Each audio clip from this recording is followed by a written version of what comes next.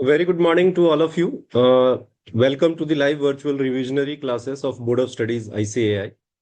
And today we will be covering the topic General Clauses Act and Interpretation of Statutes. We already had dealt with this particular topic in detail previously, but we are doing a revision today and we'll be taking up majorly the questions and the dimensions associated with this topic. Though if you will look at your question papers, this topic is not very extensively covered, but is a very important topic from the perspective of understanding the laws, particularly how to interpret them, what are the major interpretation tools which you will be utilizing, as well as the General Clauses Act, how it is applicable to interpretation provisions. So that is the background of today's session. And today we encourage a lot of questions from you. And because I'm sure by now you have gone through this topic in quite detail. And you have already read the things. And again, we are going to go ahead with a revision today. And if you have any queries or any clarifications, you must be having the questions in your mind, and then you are free to ask the questions, and then I will be clarifying your doubts. Also, I have posted two PDF documents in your portal, where one is on General Clauses Act and the other one is on interpretation of the statutes. The General Clauses Act basically has about 15-16 questions. These are previous year questions and their probable answers. And similarly for interpretation of the statutes. Most of the time, you will find that the answer to them has to be given in subjective. There are very less objective questions, more towards subjective answers. So you have to write down the answers, and that is the reason that you have to read a bit and practice writing answers to the questions. There are majorly, the probable questions you would know while we go through the topic. Sometimes it is theoretical, sometimes it is also problem-based questions. So you can see the document, two documents, 15-16 questions each, and that can be a good practice for you for your examination. 3 or 4 marks as a maximum. I have seen the questions which have been asked in the previous years, 4 to 6 maximum. That is what I could see. Whatever points earned is a point which gives you an edge in your examination, and hence it is important that you cover each aspect of it. And this topic, once you understand, then that retains in your mind. You don't have to, remember the things. It is the concept which is very important. You understand it and then you move forward. So let us begin with the session. And to begin with, if you look at, let us see the, premise of General Clauses Act. So if you see the General Clauses Act, 1897, this is a pre-independence era legislation, but we still continue with that because it is an important legislation and it helps in interpretation of central legislations. And if you look at the overall, the structure of the General Clauses Act, the first section is preliminary, and then we have general definitions section 3 to section 4A. And I have seen in your question paper, previous year question paper, there are, questions on definitions. So define so and so, define good faith, like that. So I think you should, cover all the definitions and remember them. That is an important point which you should know. So kindly remember all the definitions. This anyways helps you. And then there is general rules of construction, which is in from sections 5 to 13.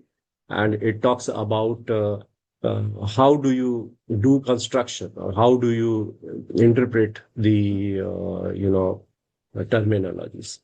And then we are having area which deals with powers and functions. That is section 14 to 19. It deals with powers and functions of different authorities and how to interpret them. Like we are talking about the situation of an office, like office of director, office of principal, office of vice chancellor. So that element is being taken care of in this particular area.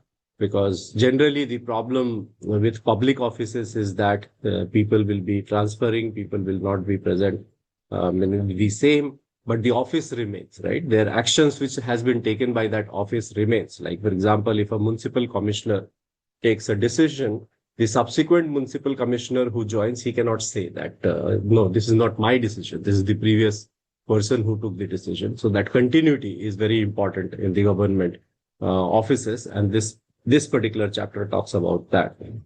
And then provisions as to orders, rules, etc. made under the enactment. So how to interpret them. And then miscellaneous provision is there, section 25 to 30. That is the General Clauses Act. A very small act with 30 sections, but very impactful, very important. So we will move ahead to understand this further. Broadly, if you look at these particular, premise, you will have, these are the sections, as you can see here. So general rules of construction, as I told you that, what happens when a law comes into operation, what is the effect of repeal, and what happens when a law which has been repealed comes into force again, or how do you compute the time, what is the gender in number, how you measure the distances as per law, what are the interpretation you give to these are talked about in this section.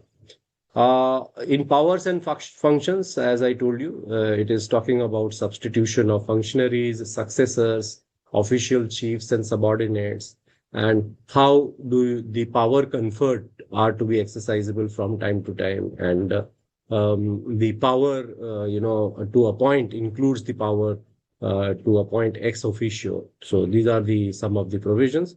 And if you look at the provisions as to the orders, rules, etc., made under the enactments, you will see there are power to issue, to include power to add, power to amend, and then continuation of orders, then provisions applicable to making rules or bylaws after previous publication. These are the provisions which have been talked about and dealt with in the General Clauses Act. Now, if you see the interpretation chapter, in the interpretation, your broad perspective or chapter overview is that you will see different types of interpretation. You will understand what is interpretation, what is the need for interpretation of a statutes. And there is no section or rule or regulation as such on interpretation of a statutes. Interpretation of a statute as a subject emanates from the judicial decisions and judicial interpretation of terms, which has been done by the Supreme Court and the High Court. These are the constitutional courts of the country, and their interpretation are having a value as per section 141 of the Constitution, Article 141 of the Constitution of India. They are law as well. If the interpretation of a provision is considered as a law. So the interpretation part, there are certain rules which has to be understood. So there are different rules of interpretation, and they may be primarily, if you look at them, they are to be, of two types. One is primary rules and the secondary rules. So we will talk about that, rules of interpretation. And while interpreting, when you are interpreting a provision of law, you take help of, and that help is known as aids, AIDS, aids. So the aids to interpretation or help to interpretation, there are two kinds of help. One is internal help and the other one is external help, or internal aid or external aid. And internal aid, when you are talking about, this is internal to the statute. Like you don't go outside the statute and try to understand what is the meaning of that provision and apply to the facts of the situation. Whereas when you are talking about external aid, we are discussing about the external support system or external, things. Like, for example, dictionary you refer to, or you refer to parliamentary debates. These are all external aids to construction or interpretation. So this is the overview of chapter on interpretation of a statutes. So you will see there is a bit of an overlap also in between the General Clauses Act and interpretation of a statutes. So they complement each other, and hence these two topics together we are discussing today in our session. Now, if you look at interpretation part of it, interpretation, they are classified, and in your course material, if you have a look at it, they are classified generally into logical and doctrinal interpretation. And uh, logical, legal, and doctrinal interpretations are of further two types, which has been discussed here. So one which refers to authentic, and in the legal part of it, one refers to authentic, the other one refers to usual. And when you are talking about authentic, or when you are talking about authentic interpretation, it is the interpretation which is derived from the legislator himself. That, what do you mean by that?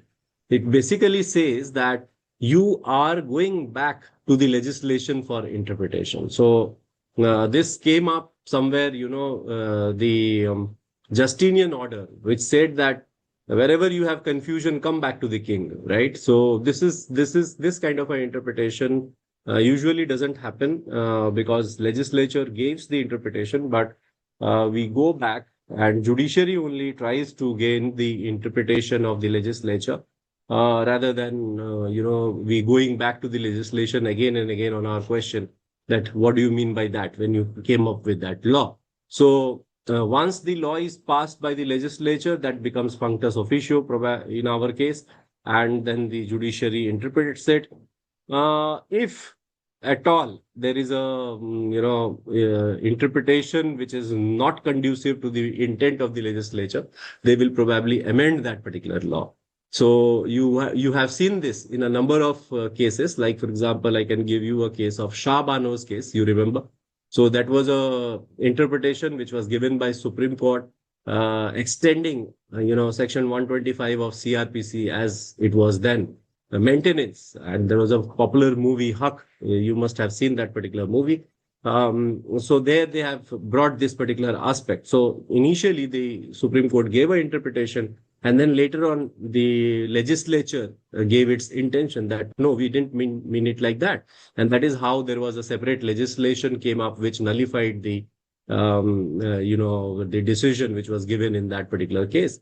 And then subsequently again there was a legislation later on. Then courts looked at the issue in detail, and then there was a new legislation which came up by the legislature. So you will also see that over the period, the intention of the legislature also changes as the society progresses, and there are questions which are coming before the legislature. So this is the authentic interpretation. And generally in the legal circles, we don't go ahead with authentic interpretation kind of a thing. So what is usual in terms of legal? When you are talking about usual interpretation, so this is the time when rule of interpretation is derived from some other sources such as custom or case laws. So many a times you draw the legal rules from customs, mostly like in case of merchants, because you people are potential CAs, and you will be dealing with mercantile law most often. So in mercantile law, you will see that a lot of things work on precedents and customs. I can give you one example. Like Incoterms, you must have seen in international trade, we use the term CIF, FOB. All these particular terms are not by way of legislation. That is coming up by way of a practice, by way of what you can say, mercantile practice. And that is also considered as the law over a period, and that is the usual interpretation. Then comes the, another classification which tells them the doctrinal classification. And doctrinal classification is the interpretation is basically the actual interpretation we are talking about. The courts look at the true purpose of the legislation. The courts look at the true meaning of the legislation.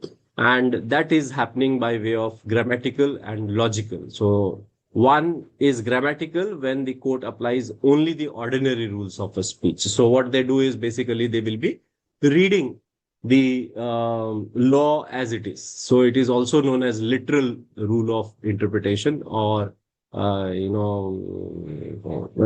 golden rule it is also referred to as golden rule of interpretation, wherein you are not giving any other meaning to the context. You just read the text, whatever has been given in the law, and you give the interpretation as per that. And in case of logical, court goes beyond the words and tries to discover the intention of the statute in some other way. So this, how do you do that? You will be trying to relate the facts to the law which has been laid down and try to understand as to how it works for the statute, how it works for the interpretation, or you can say for that particular factual situation. So there is a jurist called Fitzgerald, and he defines interpretation of into two kinds, that is literal and functional. And literal, as the name suggests, it is the as written, and functional is actually the utilitarian perspective, where you are looking at the utility perspective of interpretation, that whether it is making any sense or not, whether it is helping you solve the problem or not. Because interpretation, why do we do interpretation? We do interpretation because we want to solve a problem, and that problem needs to be solved. And how do you solve the problem? You have to, interpret it. You have to provide a solution to it. So that is the functional approach to interpretation.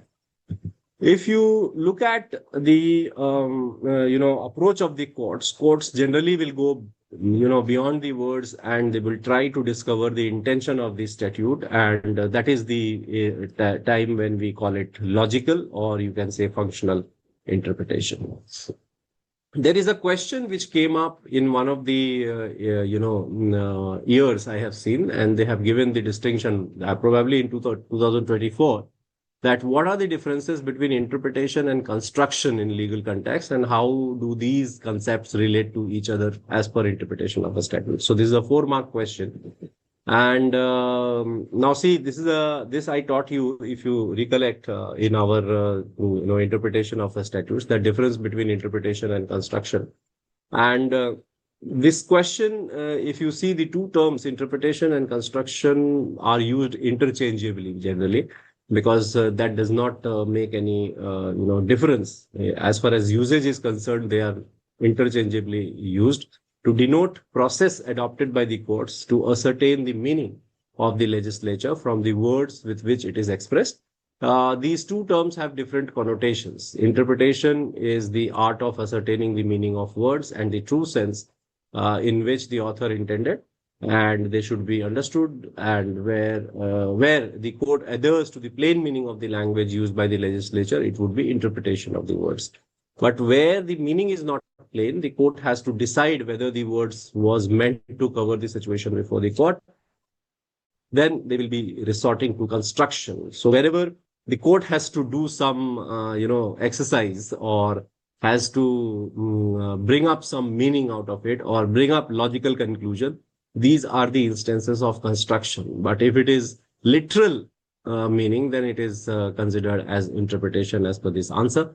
And conclusion drawn by means of a construction are within the spirit, though not necessarily within the letter of law. So there is something which is called black letter law, that is written text. You read the written text and apply the literal rule of construction, whereas in case of literal rule of interpretation, and in case of construction, you go beyond that. You try to understand purposive construction, harmonious construction, and you try to bring meaning out of the factual situation and the rules in place. So this is how you have to answer it, and that will be giving you 4 marks. This is how we deal with this question. I am just having yes, Kuldeep. So basically, constructions are more lengthy process. It's not like that. You can say construction is a process. If you look at the differentiation between the difference between a literal rule and the purposive or constructive rule. So if you have the previous slide, if you would have noticed, we are talking about the interpretation grammatical and logical, right? So here we can say that the interpretation is grammatical and construction is logical. So where the court applies only the ordinary rules of a speech, then it becomes interpretation. And when we are talking about logical, that means where court goes beyond the words and try to discover the intention of the statute in some other way, then that will be referred to as construction if you stick to your course material. So this is how it is. And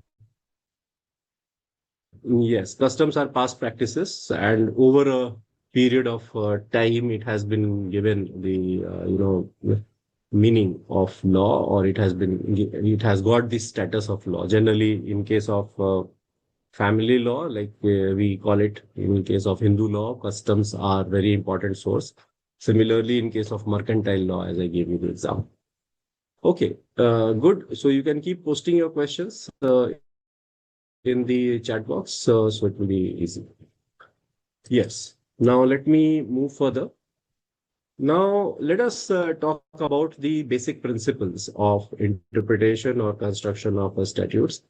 And these are the four basic principles which we should always keep in mind when we are looking at the interpretation of statutes. So uh, when we are talking about interpretation, the first thing or first rule which we should keep in mind is intention of the legislature. So it is very important because ultimately, whichever law is there, you need to implement that particular law. And whenever a law comes up, it has got a purpose, right? And where do you find the purpose of a law? Any one of you? Where do you find the purpose of the law? Purpose or objective, where do you find it? You can use your chat box. Preamble, okay. Preamble does not give you the exact purpose because preamble is very small. So where do you find the exact purpose? Or I am talking about intention of the legislature. If I have to ask a question, where do you find the intention of the legislature? Which thing which will help you in understanding the intention of the legislature?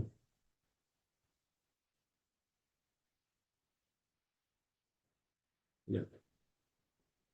Legislative debate may not give you the complete intention of the legislature because there will be inputs which will be coming for and against the provision, because in legislature or legislative debates, there will always be objections, opposing party who will be giving an opposing view. So that will not give you the true intention of the legislature. So true intention of the legislature, if you want to find out, you have to see the statement of objects and reasons. So every legislation, every law is preceded by a statement of objects and reasons. So it tells you why this law has come, what is the objective of this legislation. So you look at that particular part as a backgrounder and try to understand it. But intention of the legislature cannot be read by only statement of objects and reasons or preamble.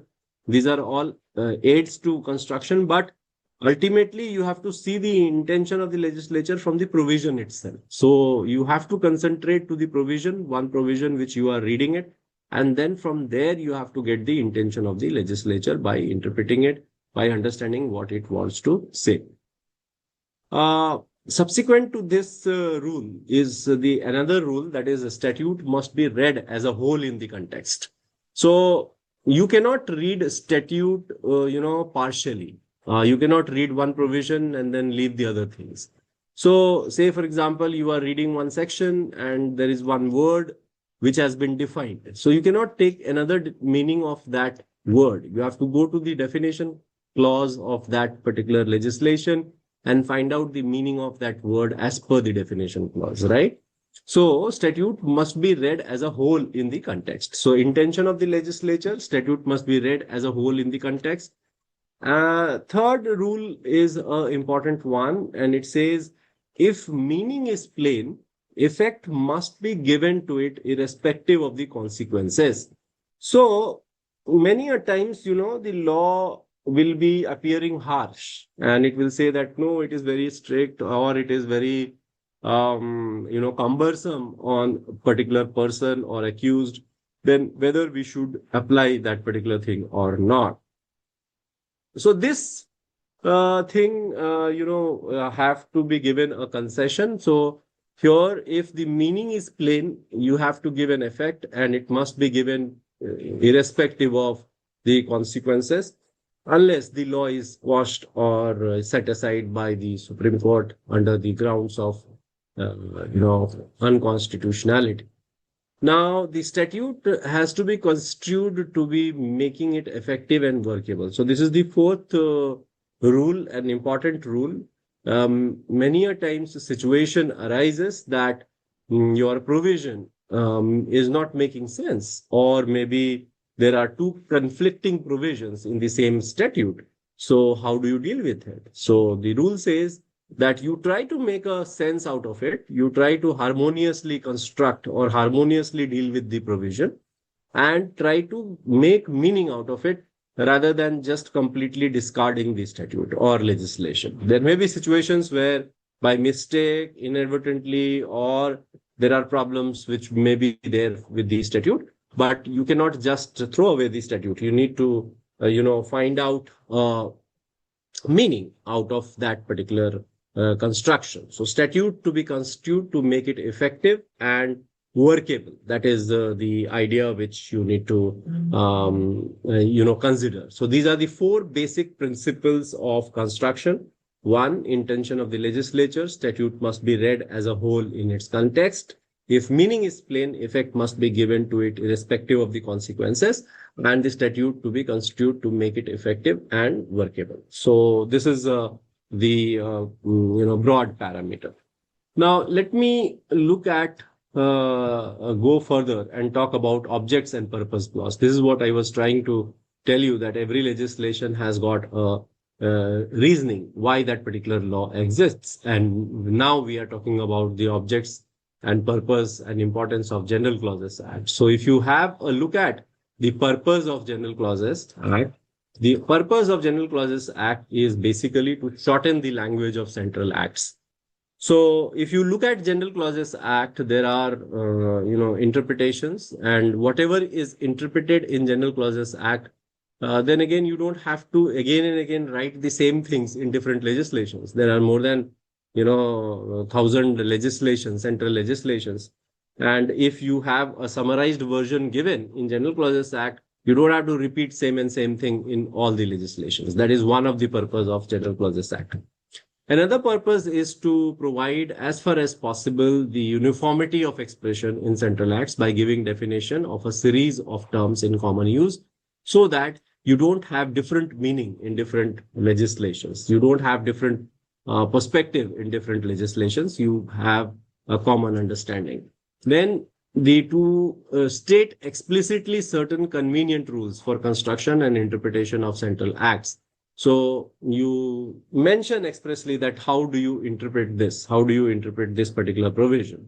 Particularly if you will see the offices and hierarchy and successors. These are things which will be applicable to all legislation, because every legislation establishes an office, establishes an official mechanism. So how to deal with it on a regular basis? So rather than providing that in every statute, you just make use of General Clauses Act, which helps you there. So these are the objects and purpose: to guard against slips and oversights by importing into every act certain common form clauses which otherwise ought to be inserted in central act. So this is the idea. In Chief Inspector of Mines and Lata Karamchand Thapar, Supreme Court expressed the purpose of the act as stating that the purpose of the act is to place in one single statute different provisions as regards interpretation of words and legal principles, which would otherwise have to be specified separately in many different acts and regulations. The purpose of the act is to avoid superfluity of language and in statutes wherever it is possible to do so. So whatever General Clauses Act says, whether as regards to the meaning of the words or as regards legal principles, had to be read in every statute to which it applies. So this is the object of the General Clauses Act. Now, in my class, I have also dealt with the Constitution of India, Article 13, though this is not part of your syllabus. But if you see, Constitution of India, Article 13 is important because it defines law. And Article 13(1), if you see, it talks about all laws in force in the territory of India immediately before the commencement of this Constitution. And it basically says that no law in the country can go, contradictory to the fundamental rights. That is part 3 of the Constitution. And if it is inconsistent, then that law will be void to the extent of such inconsistency. Okay. So Article 13(2) talks about further part, and it says that the state will not make any law in future which will be taking away the rights or fundamental rights unless there is a justifiable reason for it, or it is what should I say? It is fulfilling the requirement of Part 3 of the Constitution. And further, Article 13(3) defines law, and it includes law means everything like ordinance, orders, bylaws, rules, regulations, notifications, customs or usage. These are all referred to as law. So it is not only the parliament which gives law, even customs are considered as law, notifications by government are considered a law as per the Constitution of India. Then there is something which is called law in force. So there may be law which is there on the statute or legislation, but there may be law that law may not be in force. So law has to come into force at a particular point in time, and that is done by way of a notification. So this we discussed in our class. Now let us look at some basic understanding of a legislation, and I think you must be aware about it, but quickly we will go through this. So you can see here on the left side, there is a legislation, and you can see the prominent parts of a legislation. So date of publication of the act in the Gazette, that is the date on which the law comes into force, or you can say which is notified. So this is the notification date. The law comes into force on the day when President gives the assent to the legislation, or the date which is specified in the legislation. So it may happen that the President gives assent to a legislation futuristically also. Like say, for example, President signs the legislation today saying that it will come into force on 11th of April. So then that particular day it will come into force, or it will come into existence. So then you will see there is a title of the law. So title of the law is the Digital Personal Data Protection Act, number 22 of 2023. This is the title of the law. This is the overall. Then you will find preamble. So in every legislation, you find the preamble. So you can see the preamble is not that elaborate, but preamble is considered to be a torchlight. Under that, you have a look at the interpretation. So in this case, you can see an act to provide processing of digital personal data. And then further, it talks about that establishment of authority, etc. So this is preamble. Preamble also helps. It is an internal aid to construction, and it helps in understanding of law. Then you have short title and commencement. So the law's short title, that is generally section 1, subclause 1 talks about short title, and it says this act may be called the Digital Personal Data Protection Act 2023. So this is the short title. Then we are having the commencement and extent and application. This is important, that whether the law extends to the whole of the country or there are some exceptions. Prior to Jammu and Kashmir, Article 370 being abrogated, Jammu and Kashmir, you will find generally the exception of Jammu and Kashmir. Now that has been taken away. So in all legislations now is applicable to all over India, except in certain legislation, if there is an exception for Northeast or some other union territory, but it rarely in legislations that happens, but otherwise all legislations applies to all over India. So here, if you see in this, it is saying it shall come into force on so and so date and will apply to references, provisions, commencement of shall constitute reference to coming into force in that provision. So this is about commencement and extent of application. Then definition clause. Generally, section 2 of the act will be definition clause, and it will be having different definitions. Objective of definition clause is that once you define the term, then that is applicable throughout the legislation. You don't have to refer again and again. Like for example, in this, you can see the definition of data. So wherever the word data comes up in the statute, that will be defined as meaning a representation of information, facts, etc., whatever is mentioned there in the definition. I hope this gives you understanding broadly.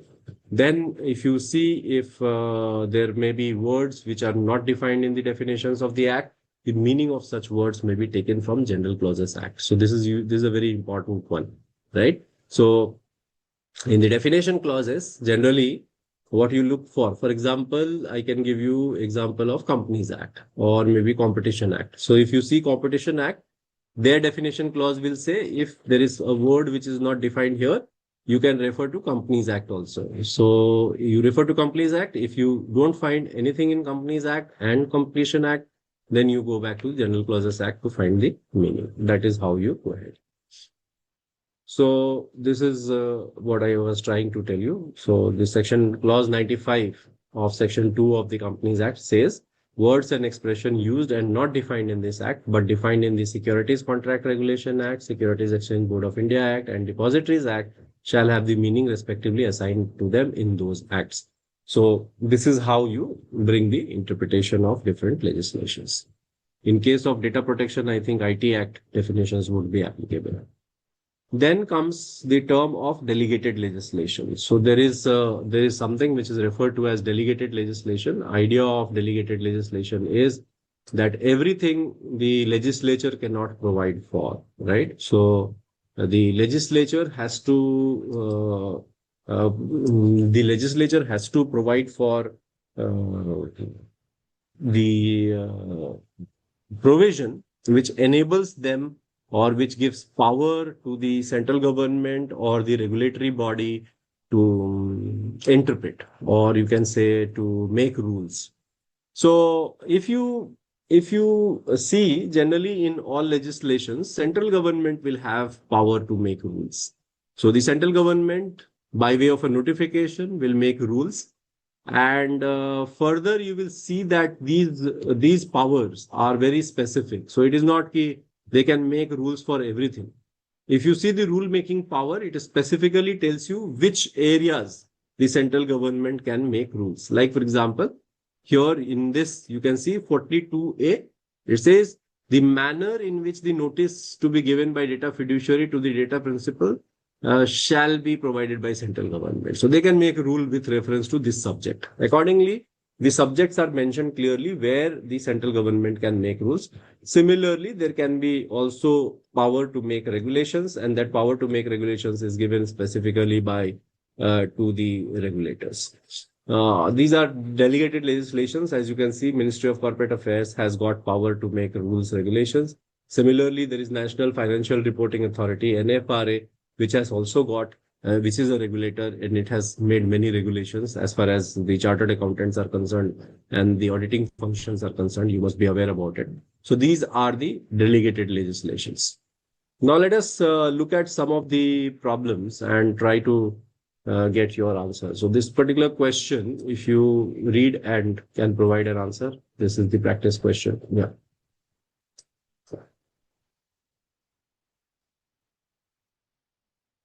Look at it.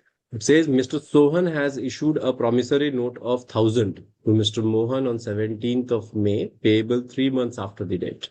After that, a sudden holiday was declared on 20th August due to Muharram. As per the provisions of General Clauses Act, what should be the date of presentation of promissory note for payment, whether it should be 19th or 21st? What do you say?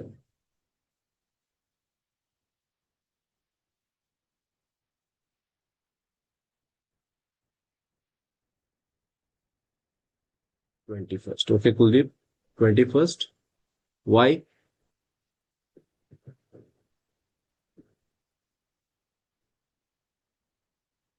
You have to also write why. because this is a detailed explanation. Probably it may not have an objective question. So you have to mention the clause and then move ahead. That is important. Likely it will be a 2-mark question. So you need to explain the provisions also.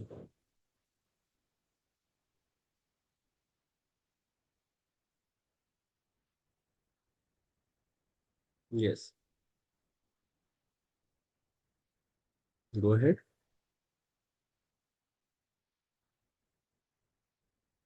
Provisions. Okay.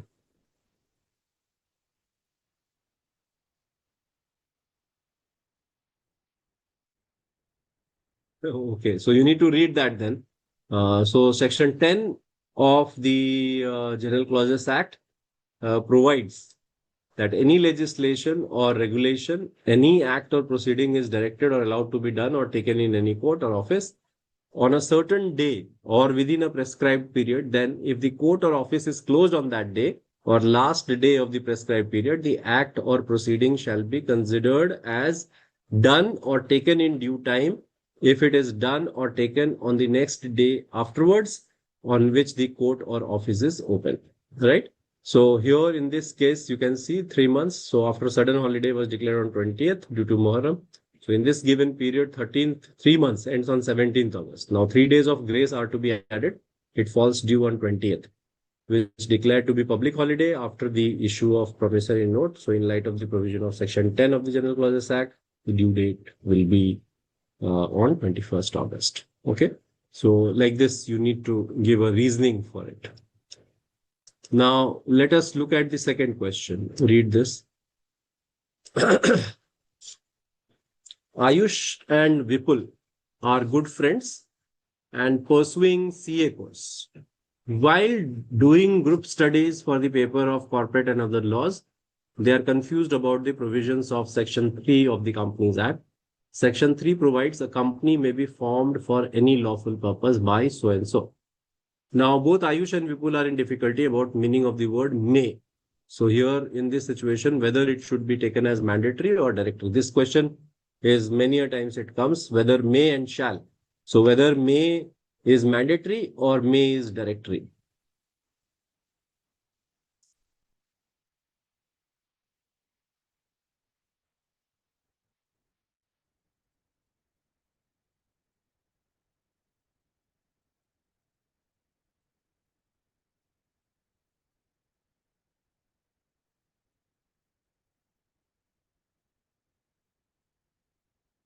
Mandatory requirement.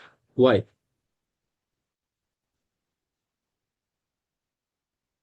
Why do you think it is mandatory?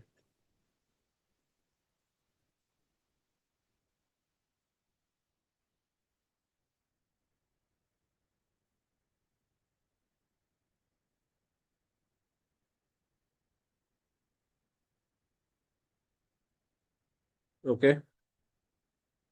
So shall is, many a times, Supreme Court interpretation, if you look at it, they have interpreted may to be shall many a times. You have to see the context actually. Let us see the answer. The word shall is used to raise a presumption, uh, of something which is mandatory or imperative, while the word may is used to connote something which is not mandatory but is only directory or enabling. However, sometimes word may has a mandatory force if directory force will defeat the object of the act. However, sometimes the word may and shall can be interpreted interchangeably depending on the intention of the legislature. Now here, Ayush and Vipul, two CA students, are confused with the language of the provisions of Section 3 of the Companies Act, whether the word may used in this section is mandatory or directory, right? Now, in this given case, it can be said that the word may should be taken as mandatory force. Why? Because the law will never allow the formation of a company with unlawful object. So you see, what is that? The company may be formed for any lawful purpose. So can we say that may is, discretionary? It can be for a company can be formed also for unlawful purpose. No. So hence may here is read as shall. So the usage of the word may here makes it mandatory for a company for the compliance of Section 3 for its formation, right? I hope this gives you a contextual understanding of how may and shall has to be interpreted. Let us look at this question. This is the question with reference to General Clauses Act. So the question says, Section 218AA of the Income Tax Act 1961 provides that a company is said to be a company in which the public are substantially interested if it is a company which is registered under Section 25 of the Companies Act. After the advent of Companies Act 2013, the corresponding change has not been made in Section 218 of the Income Tax Act. Explain with reference to provisions of General Clauses Act, how will the provisions of Section 218AA of the Income Tax Act will be considered after the enactment of the Companies Act 2013. Yes. I hope you got the context that there was a reference of a provision under the Companies Act in Income Tax Act. Now Companies Act 2013 got amended, but this amendment was not done in the Income Tax Act. So how do you interpret this? Whether you will take the interpretation of the new Companies Act or you will go ahead with the only old Companies Act in the Income Tax Act.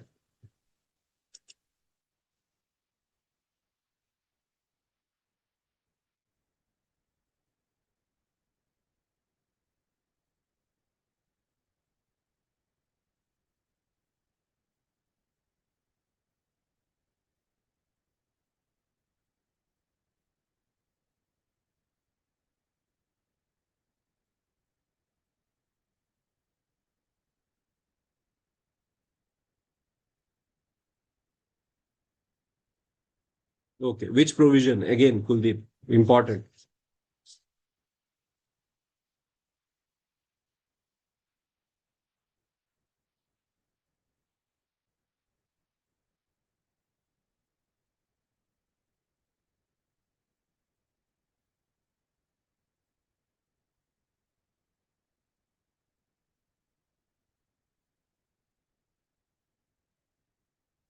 Okay. So Section 8 of the General Clauses Act, where it says where this act or central act or regulation may, after the commencement of the act, repeals or reenacts with or without modification any provisions of a former enactment, then references to any other enactment or in any instrument to the provision so repealed shall, unless a different intention appears, be construed as reference to the provisions of so reenacted. So this was held in Gauri Shankar Gaur versus State of UP also, that every act has its own distinction. If the later act merely makes a reference to the former act or existing law, it is only by reference, and all amendments, repeals, new law subsequently made will have effect unless its operation is saved from relevant provisions. So if there is an exception created, then only you can exclude the interpretation. Otherwise, you will consider that interpretation. So in the given situation, as per Section 8 of General Clauses Act and the decision of case of Gauri Shankar Gaur versus State of UP, the Section 218A of the Income Tax Act provisions of the Companies Act will be applicable in place of Companies Act 1956. Okay. Now, let us look at another case. This is interesting one. So it says M owned a land with 50 tamarind trees. Tamarind, you know, imli trees. He sold his land and the timber obtained after cutting the 50 trees to N. M wants to know whether the sale of timber tantamounts or amounts to sale of immovable property. Advise him with reference to provisions of General Clauses Act. What is your opinion?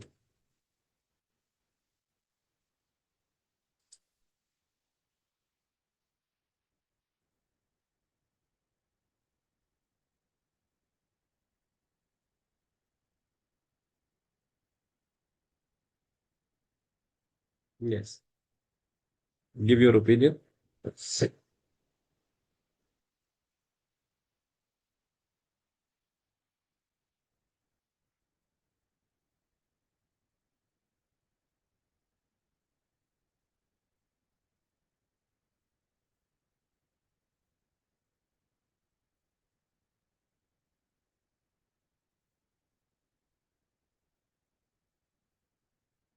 Okay, good, Kuldeep. So that is how the law says. that if it is severed, then it will be immovable.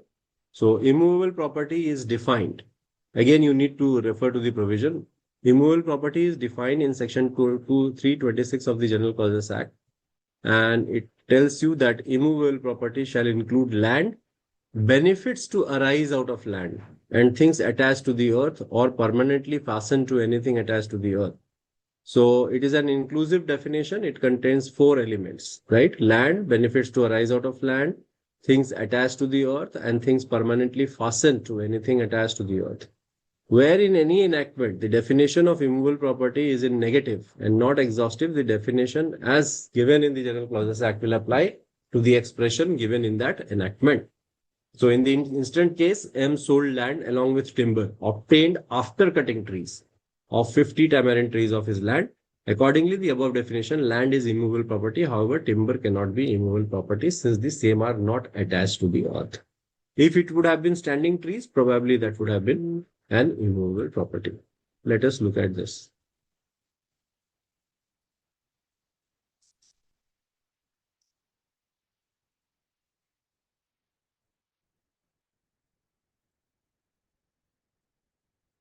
This is Nilu Chandra, who was director of Laddu Sweets Private Limited. Once, while dealing with supplier of raw materials for company, she agreed that to get some secret commission from supplier for making the deal. Afterwards, on finding the facts, the company has filed the suit against Mrs. Nilu Chandra. She contended that Section 166 of the Companies Act provides a director of a company shall not achieve or attempt to achieve any undue gain or advantage either to himself or to his relatives, partners or associates, and if such director is found guilty of making any undue gain, he shall be liable to pay the amount equal to that gain to the company. She contended that Section 166 is applicable to male directors only. She, being female, was not liable. What is your opinion? Is she liable? Or the provision is only for males?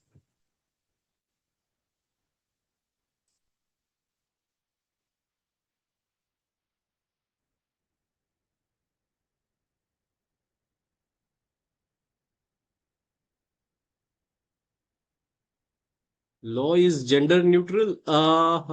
You can say so, but that is it is. We have to see a different meaning of it. So this is by virtue of clause section 13 of the General Clauses Act. In all central acts or regulations, unless there is anything repugnant in the subject or context, words importing the masculine gender shall be taken to include females, right? So Mrs. Nilu Chandra, being the director in Laddu Sweets, made an undue gain in the form of commission. So, she has to accept the penalty because it applies to the director, not to males or females. Okay. But you will also see that in Companies Act, there is a provision of women director. So if you are referring to that provision, there the reference is specifically to females, not to men. Okay. So accordingly, you have to read. That is why we always say, unless the context requires otherwise. Okay. Yes. Okay. Now let us move ahead and talk about other question. Yes. This question you have already given you the answer. So this is a mango or orchard. So if you are selling the trees along with the land, then trees are also considered as immovable property. If you sever these trees, cut these trees, then it will not be a immovable property. Let us look at this provision. Mr. Chagan Lal is an importer dealing in luxury perfumes.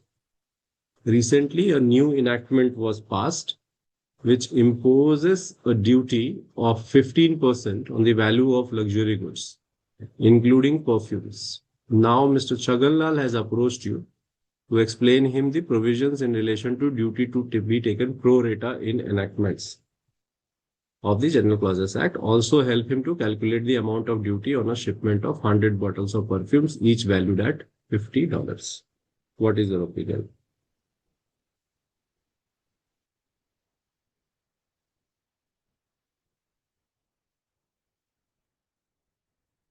Go ahead.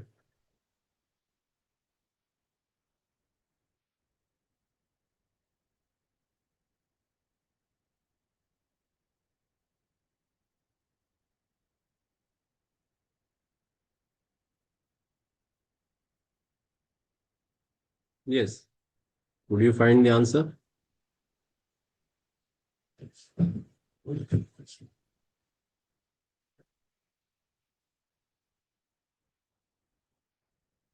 Read the provision. This is the time when you can read the provision and relate to it.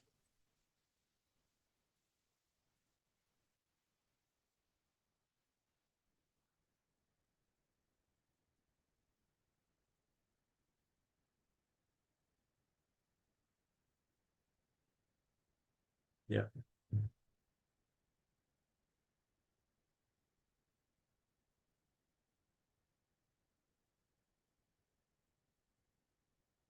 Okay. No one is answering.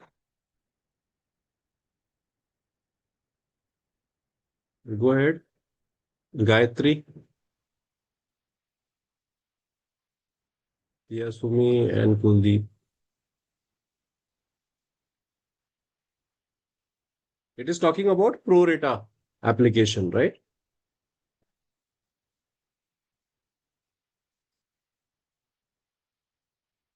So if you see, according to Section 12 of the General Clauses Act, where any enactment talks about duty, customs, excise, then if that has to be leviable by quantity or weight, measure or value of goods and merchandise, then a like duty is leviable to the less quantity. So Section 12 of the Clauses Act, pro rata.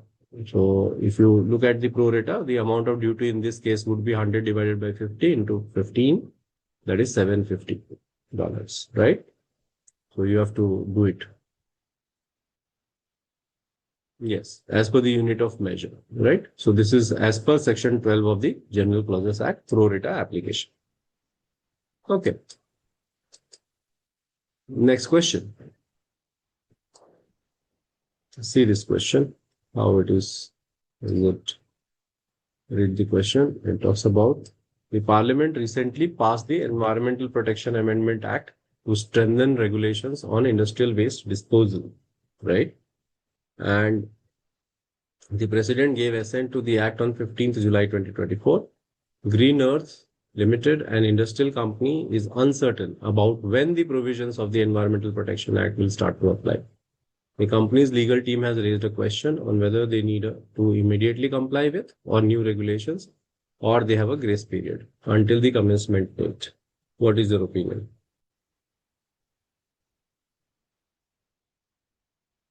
Yes,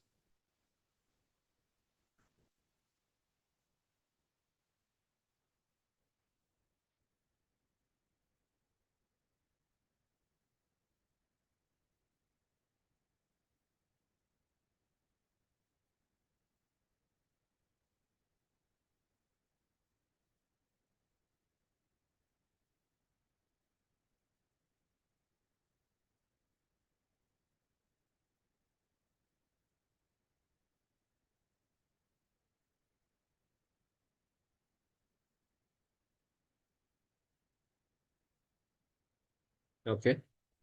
Yeah, this I explained you as well. 1st September as a specified. Which provision of the General Clauses Act?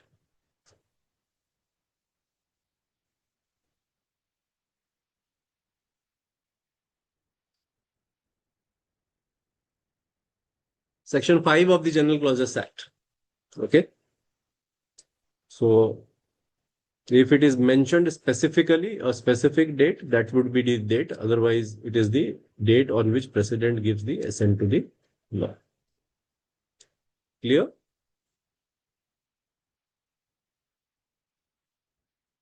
Okay,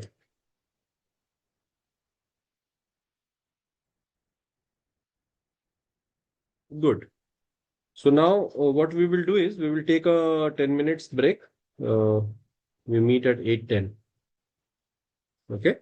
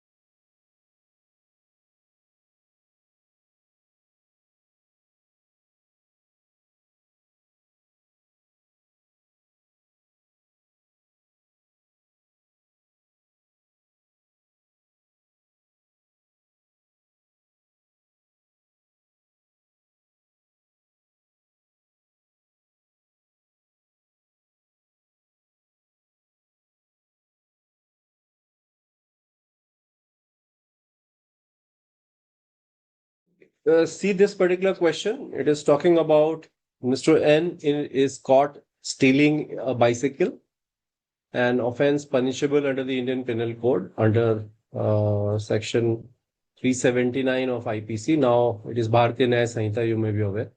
The punishment for theft was charged against him. Now elaborate how term imprisonment levied under the General Clauses Act can be applied in line with the relevant law specified in the IPC. So, and you can give me an answer.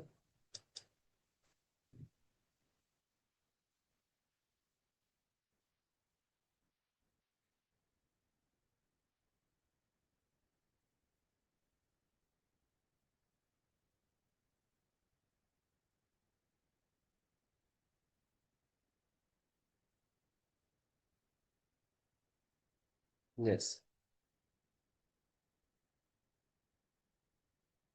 go ahead.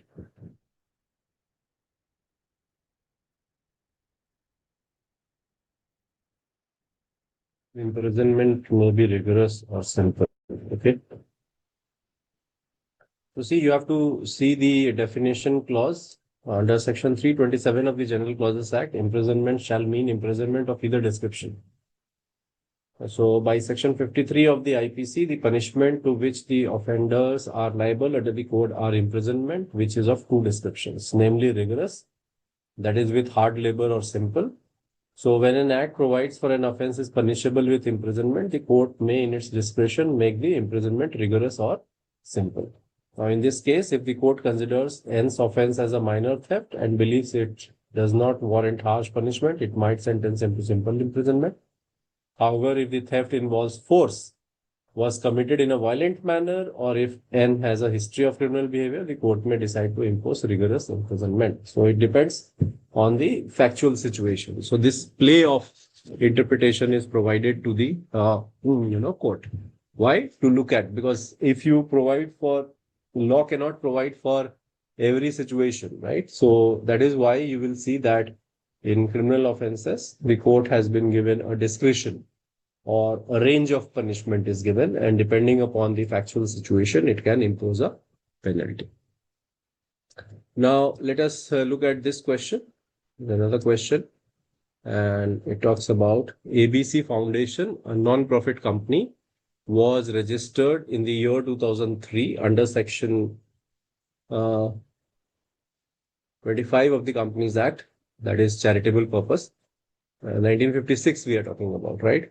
As per section 218AA of the Income Tax Act, a company is considered to be one in which the public are substantially interested if it is registered under section 25 of the Companies Act. After the enactment of Companies Act 2013, the section 25 of the Companies Act was replaced by section 8 of the Companies Act.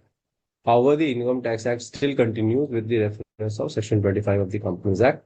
Now, in this situation, how should the reference to section 25 in section 18A of the income tax shall be construed? Now you should tell me which provision, because we dealt with it just now.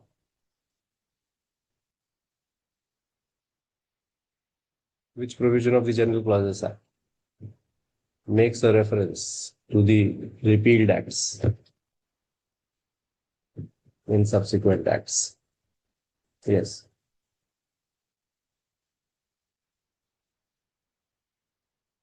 Go ahead.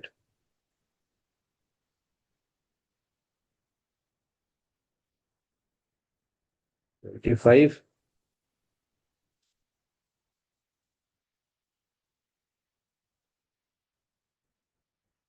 So we are referring to section 8 of the General Clauses Act. Okay.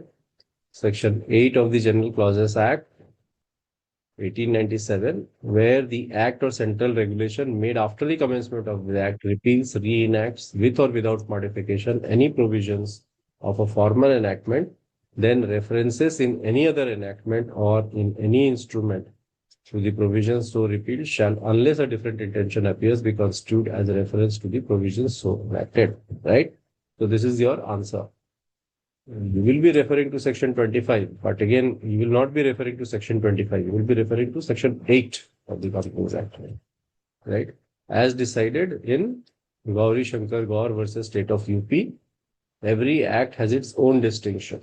So if a later act merely makes a reference to the former act or existing law, it is only by reference, and all amendments repeals new law subsequently made will have an effect unless its operation is saved by the relevant provisions of the sections of the act. Okay. Let us look at this question. What do you think is your answer?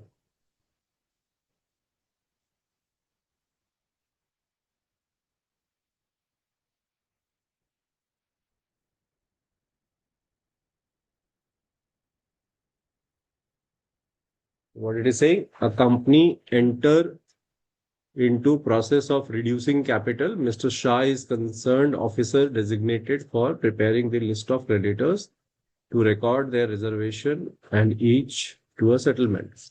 Under Section 66 of the Companies Act, Mr. Shah, while preparing such list, deliberately concealed the name of Mr. Ramya, Miss Ramya, who is one of the company's directors and object to the reduction, whereas make misstatement in context of some other creditor's claim. The offense committed by Mr. Shah is punishable under Section 447 of the Companies Act 2013 and also under Sections 417 read with 415 of Indian Penal Code 1860 as dishonest concealment is involved. You are required to select the most appropriate option out of given below in context of offense committed by Mr. Shah. What is your response?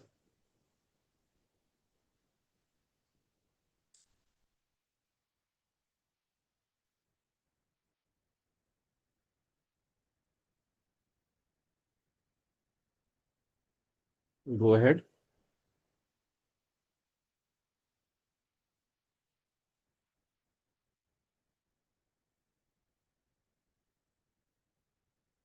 A. Okay. Let us see what is the response. Answer is C. And why C? Mr. Shah shall be liable to be prosecuted and punished under either the Companies Act 2013 or the Indian Penal Code 1860. Why? Answer C.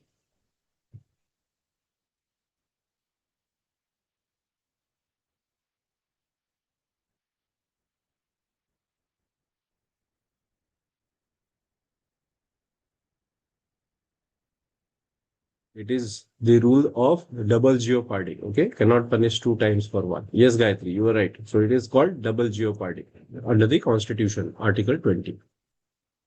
Okay, let us look at this question. How will you interpret the definition in a statute if the following words are used in a statute? Means, includes. Give one illustration for each one of the above from statutes you are familiar with. Yes. Can you give an example, one example of means and includes? Let us look at your answer. What do you say? Sure. Means and includes.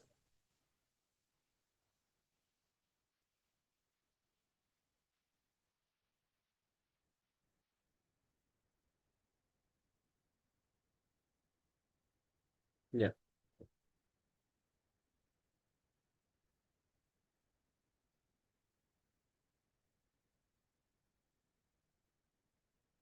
Go ahead. One example each, means and includes. Means is specific, okay? And includes is exhaustive. True, right? Kuldeep, you are right. Can you give an example?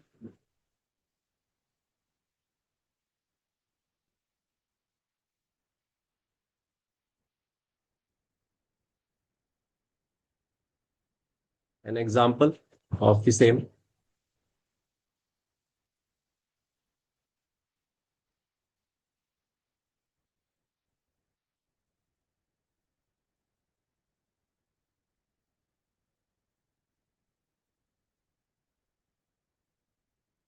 Okay. Body corporate includes company. Okay. Means or restrictive. Good. So, interpretation of words means and includes in the definition. Definition of a word or expression in the definition section may either be restricting of its ordinary meaning or may be extensive of the same. So let us take an example, a definition of director. So here you can see director means Directors appointed to the board of a company. The word means suggest exhaustive definition here, right? Definition of whole-time director. So whole-time director includes a director in the whole-time employment of the company. The word include suggest extensive definition. Other directors may be included in the category of the full-time director as well. So this is how you go ahead with interpreting the terms, means, and okay, right? Let us look at this question. It is talking about Apex Manufacturing is an industrial company based in India. Recently, the company found itself embroiled or engaged in legal issues concerning two separate offenses under different enactments. The first offense involved a violation of environmental regulations for which the company was prosecuted and fined. Subsequently, Apex Manufacturing was charged under a different law for a similar but not identical environmental violation. Now, the first offense was under environmental EPA for failing to dispose of hazardous waste. Second offense was under water pollution, discharge under wastewater into a river. Now, Mr. Sharma, the company's legal advisor, consulted on said issue. He determined the prosecution outlined in Section 26 of the General Clauses Act and Article 20, Subclause 2, that is talking about double jeopardy of the Constitution of India, which protects double jeopardy against double jeopardy. Now, comment upon the validity of the protection that can be given to the Apex Manufacturing. Go ahead. What is your answer?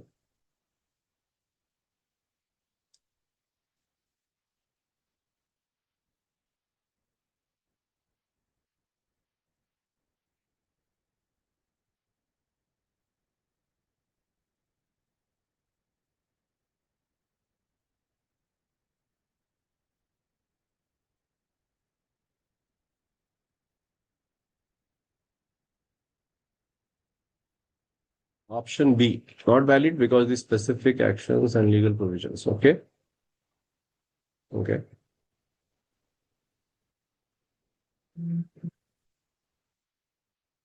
You are right. So option B, not valid because the specific actions and legal provisions violated are different. So they are not same. So double jeopardy will not apply. Next question. This question is talking about, imagine you are a legal advisor for a company drafting a new contract. One of the clauses in the contract states, notwithstanding anything contained in any other provisions of this agreement, the company reserves the right to terminate the agreement without notice if there is a breach of confidentiality by the employee. Now explain to the management of the company the meaning of a non-obstante clause in legal documents and its effect on overriding other provisions with reference to decided case laws. So non-obstante clause is a clause which you find in legislation as well as in contracts. So what do you mean by non-obstante clause?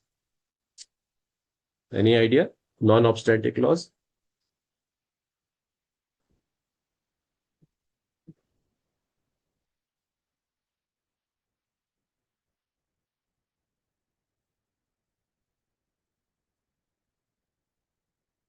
Go ahead with your answer.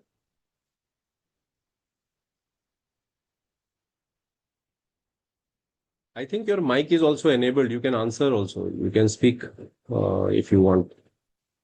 Because I think this session is a discussion session. So your mic must be enabled. You can just speak if you want to speak. Irrespective of other act or bylaws, act will prevail. Okay. Notwithstanding. It has got an overriding effect. Okay. So if you see the clause that begins with the words notwithstanding anything contained is called a non-obstante clause, right? So unlike the subject to clause, the notwithstanding clause has the effect of making the provision prevail over others. When this term is used, then the clause will prevail over the other provisions mentioned therein, as it was held in K. Parshuramaiah versus Pakari Lakshman, the 1965 case of Andhra Pradesh High Court. In conclusion, a non-obstante clause plays a crucial role in legal drafting by ensuring that the specific provision prevails over conflicting provisions thereby enhancing legal certainty and consistency in judicial interpretation. Okay. So this is the interpretation. If you look at the notwithstanding clause, there are different types of notwithstanding clause, and they operate at 4 different levels. This we had a discussion in our class, regular class, and I explained you this. So if you see notwithstanding anything contained in any other section or subsection of that statute. So notwithstanding can be that way, section or anything contained in any other section, subsection of that statute. Secondly, notwithstanding can be anything contained in a statute. So that can be notwithstanding the statute. So the clause will override the entire enactment. Then there can be notwithstanding anything contained in specific sections or subsections, or all the provisions contained in another statute. So this clause will prevail over other enactments also. And then there is a notwithstanding anything contained in any other law for the timing in force. So this clause will override all other laws. So you can see the grading of notwithstanding. So it starts with clause, then the enactment, then any other enactment, then any other all types of laws. So these are the different, grades of notwithstanding clauses. So let us take an example of the fourth one. So it says Section 8 of the Securities Contract Regulation Act. It says the rules so made are amended shall, notwithstanding anything to the contrary contained in the Companies Act or any other law for the timing in force, right? So it is excluding all, including whatever is said in Companies Act, whatever is said in any other law for the timing in force, and this will apply. Okay. So this is how the notwithstanding clause operates at 4 levels. This is part of your, course pack also. You can see it is mentioned there in detail. If you have any questions specifically on this slide, I will be happy to answer. Any one of you, or if it is clear to you.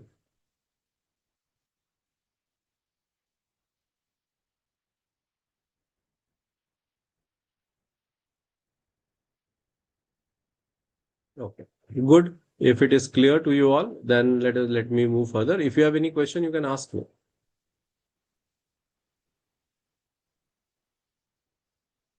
Okay.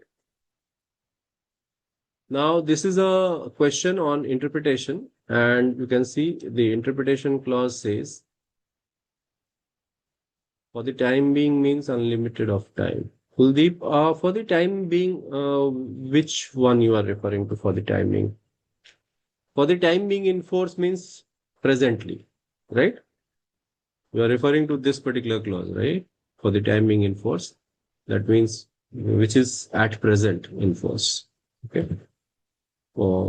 Let us look at this maxim. Okay. This maxim talks about what is the meaning and legal significance of the principle generalia specialibus non derogant.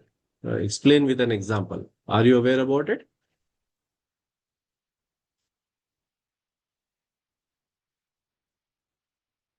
Yes. Are you aware about this?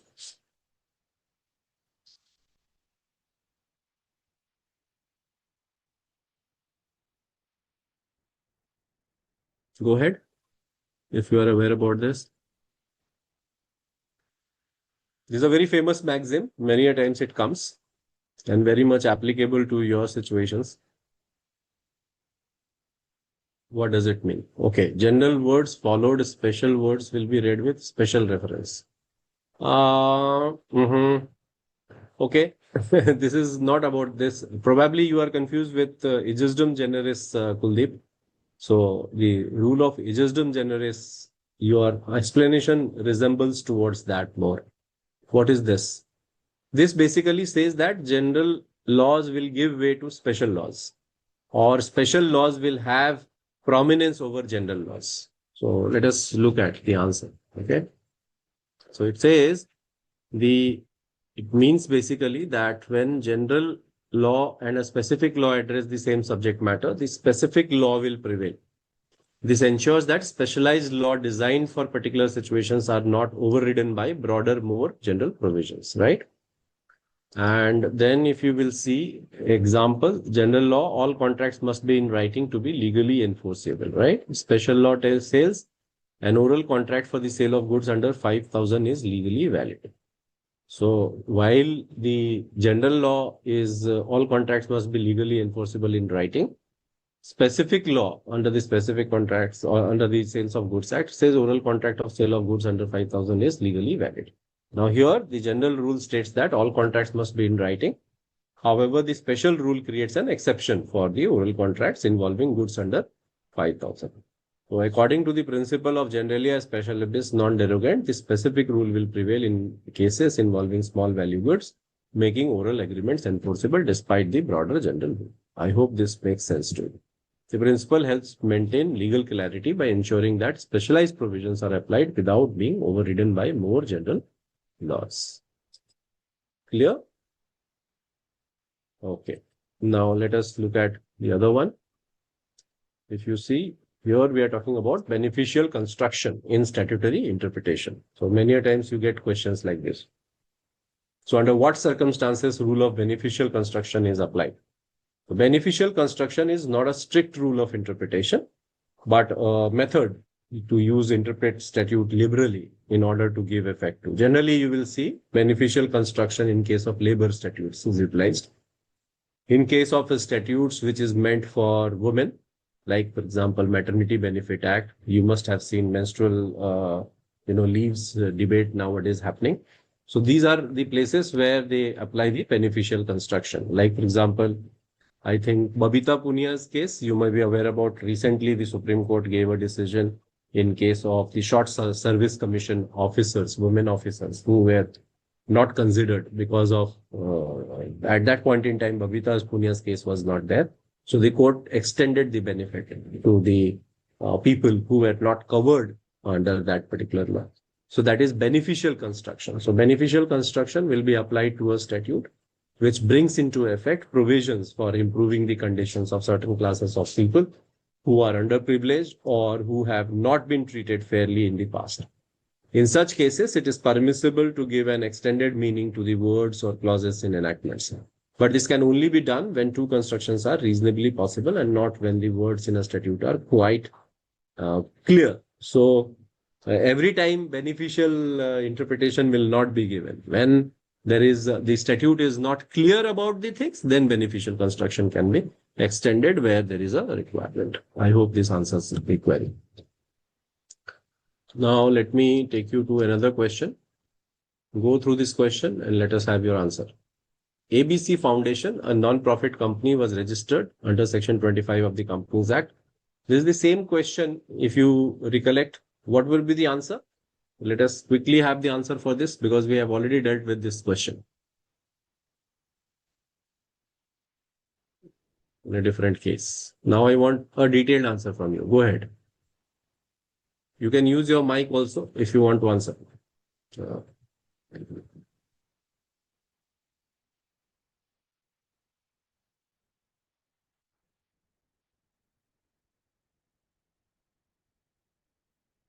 Yeah.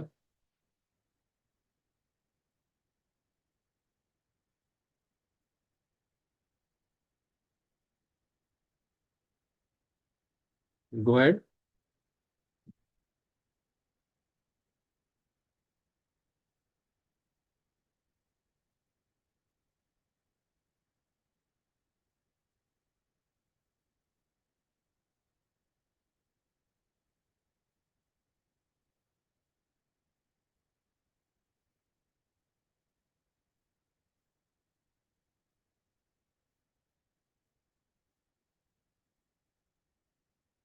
Are you there?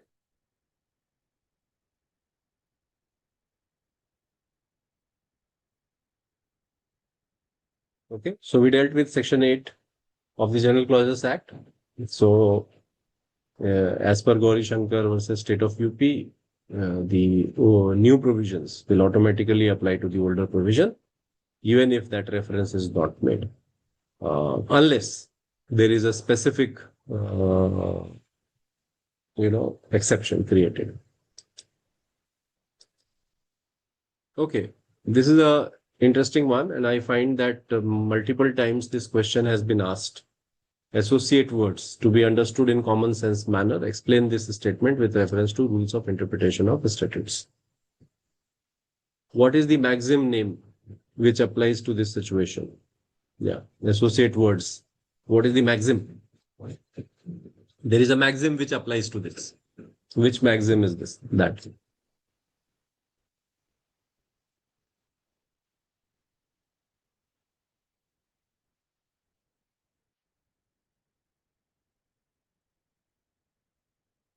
Go ahead.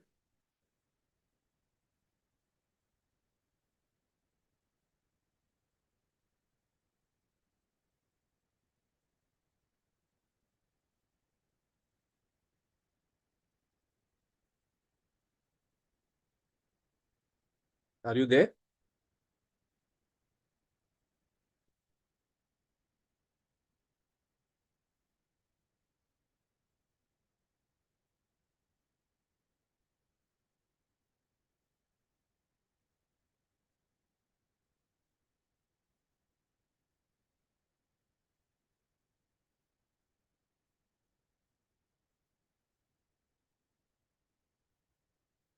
Ejusdem generis? No. Kuldeep, ejusdem generis, it is not ejusdem generis.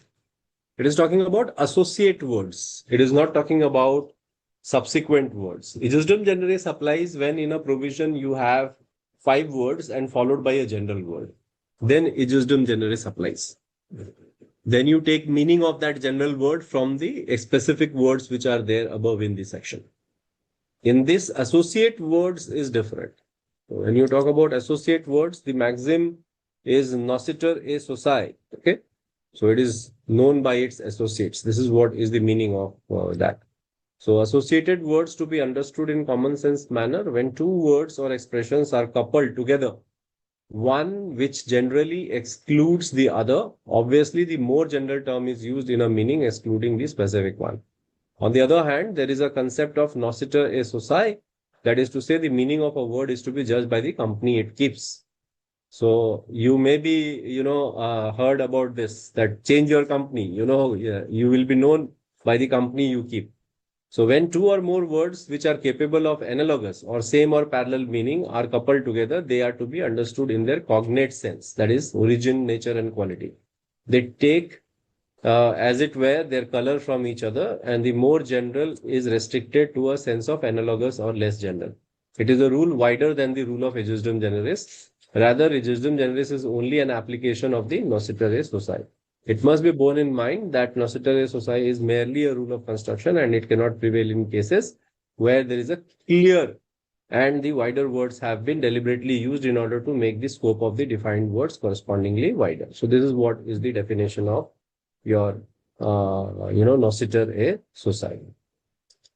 I hope this explains you.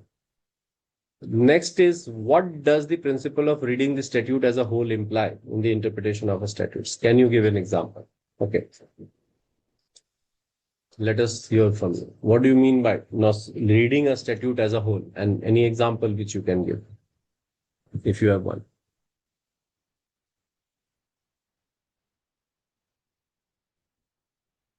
What do you say?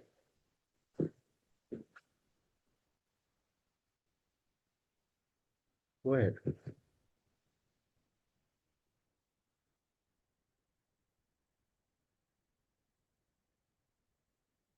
Okay, let me explain you. So if you look at, it is elementary principle that construction of a statute is to be made of all its parts taken together and not of one part only. And this I explained you. This is one of the four fundamental rules of interpretation, or you can say principles, broad principles of interpretation of the statutes. So the deed must be read as a whole in order to ascertain the true meaning of its several clauses, and the words of each clause should be so interpreted as to bring them into harmony with other provisions. If that interpretation does no violence to the meaning of which they are naturally susceptible. And the same approach would apply with equal force with regard to acts and rules passed by the legislature. Okay. Now, let us see one of the safest guides of construction of sweeping general words is to examine other words of like import in the same enactment or instrument to see what limitations must be imposed on them if we find that a number of such expressions have to be subjected to limitations. So you can see you have to read the statute as a whole. You cannot read the statute separately. Let us look at an example. So if one section of an act requires notice should be given, then the verbal notice would generally be sufficient. But if another section provides that the notice should be served on the person or left with him or in a particular manner or place, then it would obviously indicate that written notice was intended in that situation. So you are basically, uh, reading the statute as a whole rather than referring to only one part of the statute. This is the meaning. This is another one. What does the principle of reading the statute as a whole imply? So let me give you another example. And this example is with reference to environmental law. So a statute must be interpreted in its entirety, not in isolation.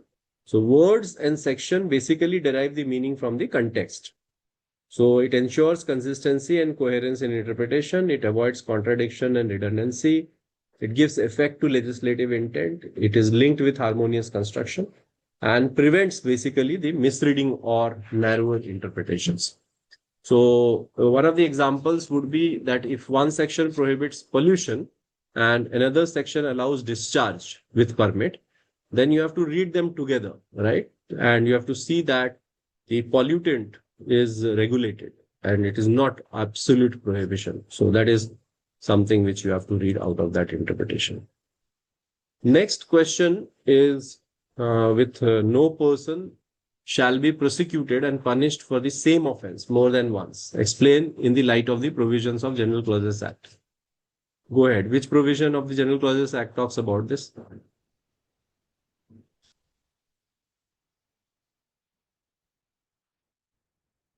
Yes. Which provisions of the General Clauses Act talks about this? Yeah. Double jeopardy. Yes, but General Clauses Act also refers to this. Which one?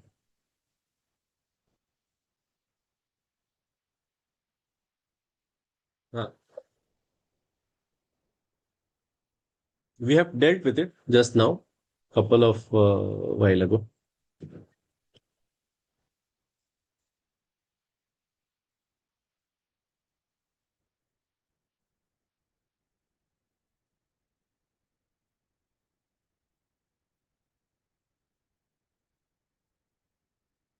Okay. So section 26 of the General Clauses Act,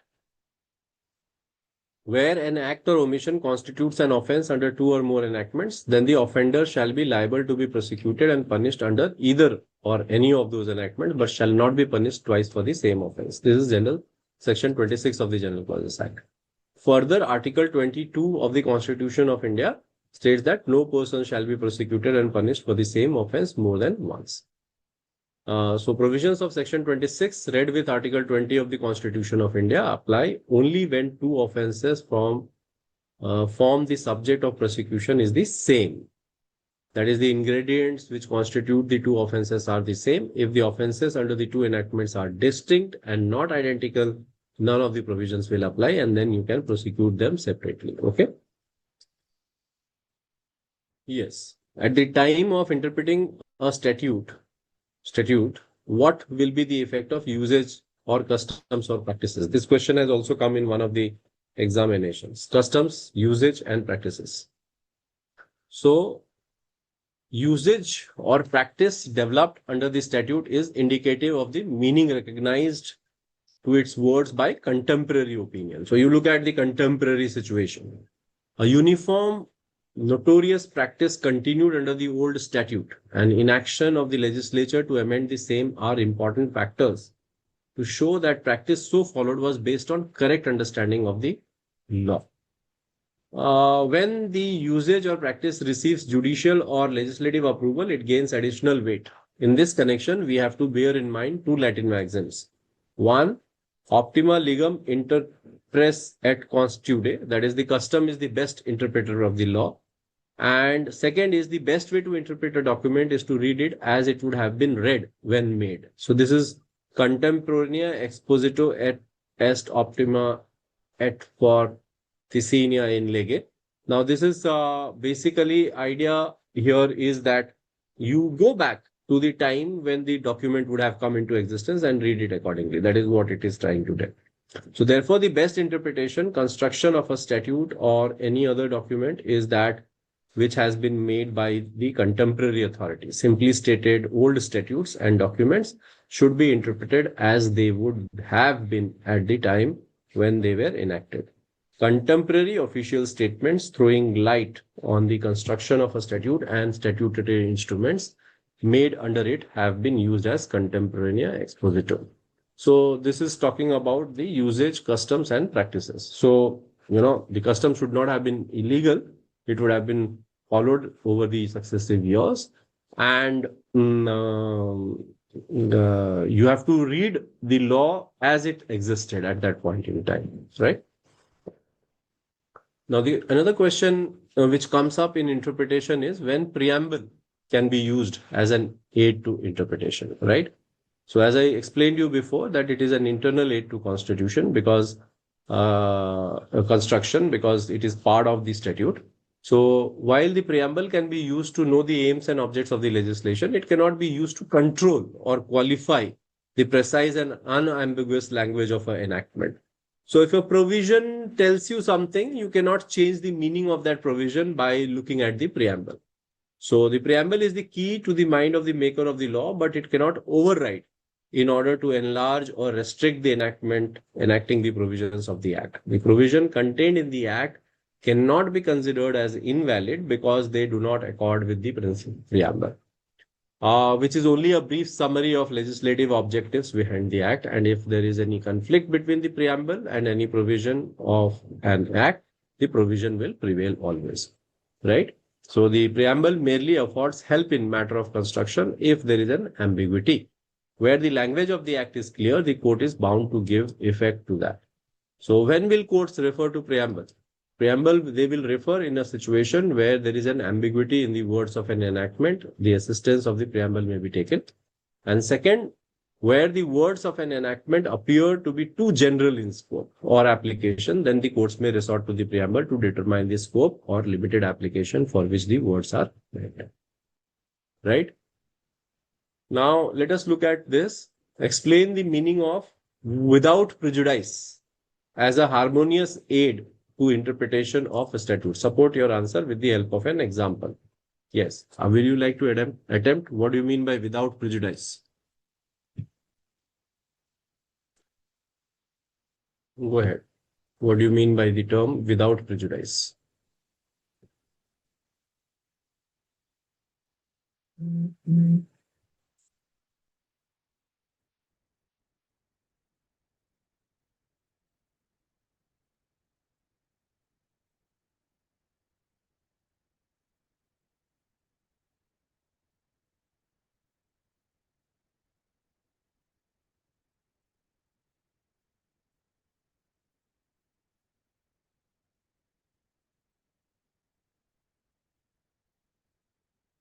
Go ahead.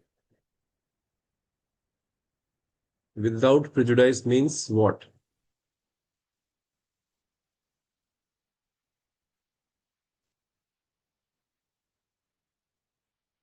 Okay. Seems you are exhausted in the morning, right? You people didn't had a breakfast till now. Huh? Is harmony with other rules? No, not exactly that way. Without prejudice basically means when certain particular provisions follow general provisions. And when it is stated that the particular provisions are without prejudice to those general provisions, the particular provisions would not restrict or limit the operation of generality. So generally we say without prejudice to my general statement, I am making this specific statement, right? So generally we say that, you will not ask questions during the session, you will ask towards the end. So if I say without prejudice of you being, asking questions towards the end, if there is something urgent, you can raise your hand, right? So this is what is the use of without prejudice. For example, section 4(3) of the Companies Act, it says without prejudice to the provisions of subsection 2, a company shall not be registered with a name which contains so and so, right? So generally it is saying that company can have names. It can choose their names. But without prejudice to this particular rule, company cannot have names with reference, like for example, India or by name of any trademark like that. This implies that while registering and deciding the name of a company as per Section 4, subclause 3, provisions of Section 4.2 shall also be operative. I hope you got the meaning of without prejudice. Now, let us look at this question.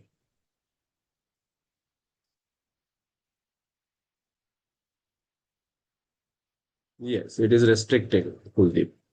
Next question. It says Mr. Rachit purchased a new house, and after some time he shifted to his new house. He was regularly filling his income tax return, but he did not update his address with the income tax department. The income tax department sent a show cause notice to Mr. Rachit, whereby the time limit was reply was 15 days from service of notice. The notice was properly sent by registered post to his address, which was in the records of the income tax department. The notice reached at old house, and present owner of that house refused to accept that notice. After a certain period, the income tax department took a penal action against Mr. Rachit. He requested the department that he should not be charged as he did not receive the said notice. Now you have to advise him in terms of the General Clauses Act whether sending of the show cause notice by the income tax department would be considered a proper service of notice. We give your answer with reference to the provisions of the General Clauses Act. Go ahead.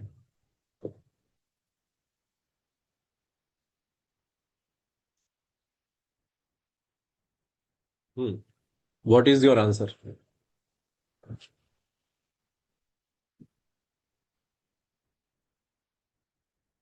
Yeah.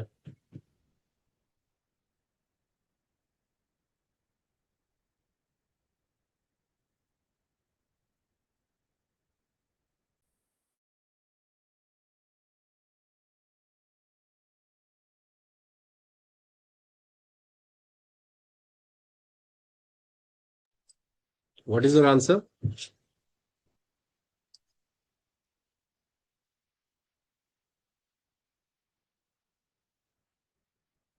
Yes, but it is complete by as per law. But why, what should have been done by Rachit? If you have to advise Rachit, what he should have done in this case? What was his duty?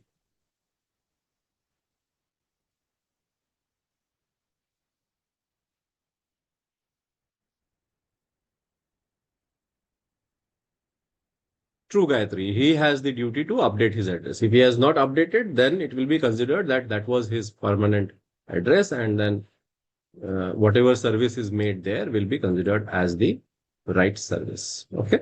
So this is, if you refer to the exact provision with reference to this, it is Section 27 of the General Clauses Act, where any legislation or regulation requires any document to be served by post, then unless a different intention appears, this service shall be deemed to be effected by properly addressing, prepaying, and post by registered post. Further, on the basis of decision taken by the apex court in Jagdish Singh versus Nattu Singh, where a notice is sent to the landlord by registered post and the same is returned by the tenant with an endorsement of refusal, it will be presumed that the notice has been served. Now, in this case, since income tax department was having the address which was updated by Rachit and he has not updated the new address, their notice will be served as correct. Now, let us look at this question. A confusion regarding the meaning of financial year arose among the financial executive and accountant of a company. Both were having different arguments regarding the meaning of financial year and calendar year. What is the correct meaning of the financial year under the provisions of General Clauses Act? How it is different from calendar year? I would like to have your answer. Yes. What is the difference between financial year and calendar year according to? And this is important for you also. I think all CAs, it is very important question.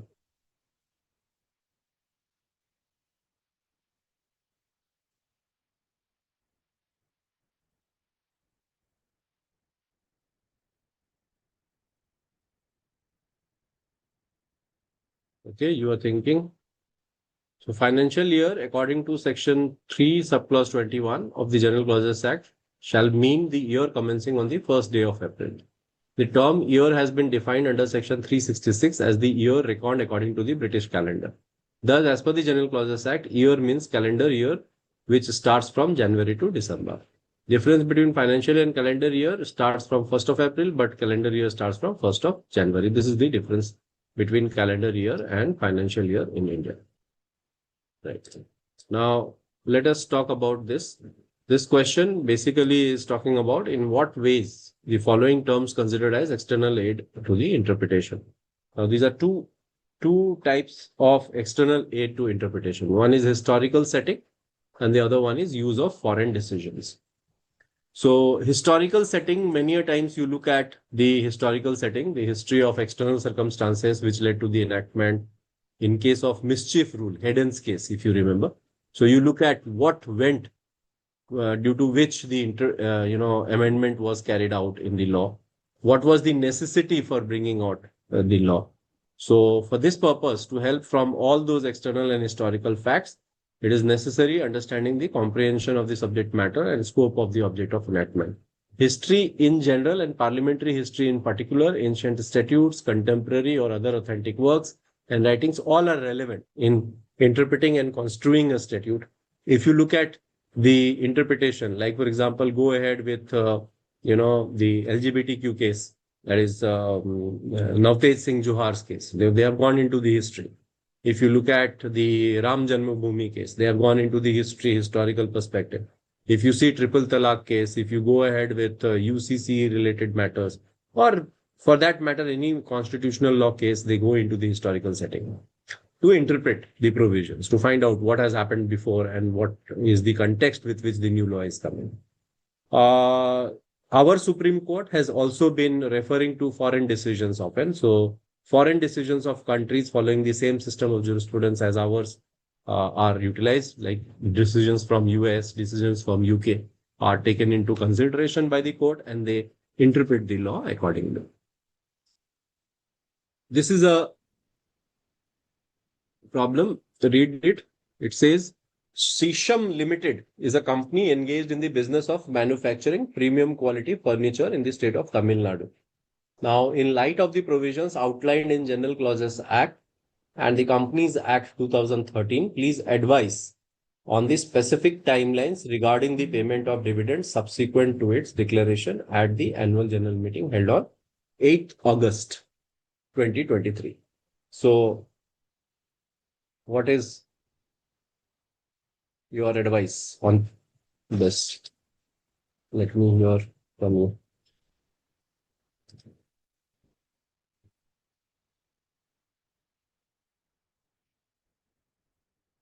Yes.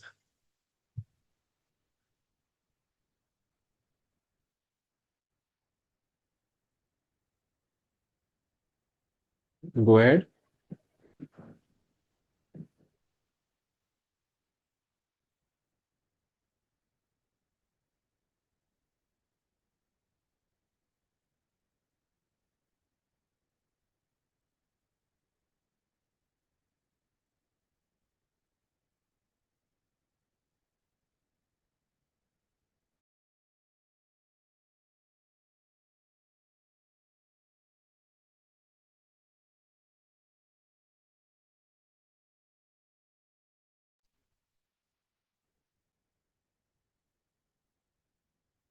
Go ahead.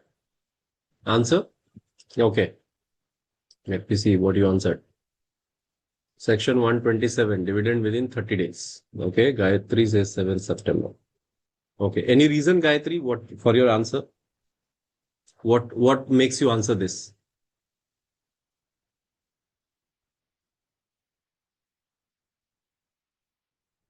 Okay. But I think we are dealing with interpretation and General Clauses Act, right? So you have to refer to General Clauses Act, I believe. Which provision of General Clauses Act here?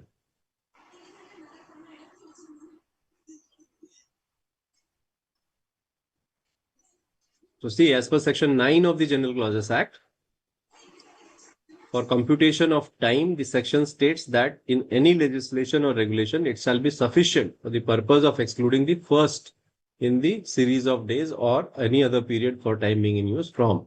and for the purposes of including the last in a series of days or any other period of time to use the word to. In the given instance, Sisham Limited declared dividend for shareholders on this particular date under provisions of Section 127 of the Companies Act required 30 days. And from 9th August to 7th September, in this series of 30 days, 8th August will be excluded and last 30th day, that is 7th September, will be included. Accordingly, Sisham Limited will be required to pay dividend within time frame of 9th August to 7th September, both days inclusive, right? This is how you need to explain. Because question is about General Clauses Act, right? Okay. Now let us move ahead and talk about the next one. That is explain interpretation of a statute. Aid. Read the statute as a whole. This we have already discussed. So you people have dealt with it. So we'll skip this. Now, in what way is the heading and title of a chapter considered as internal aid in the interpretation of statutes? What is your answer to this?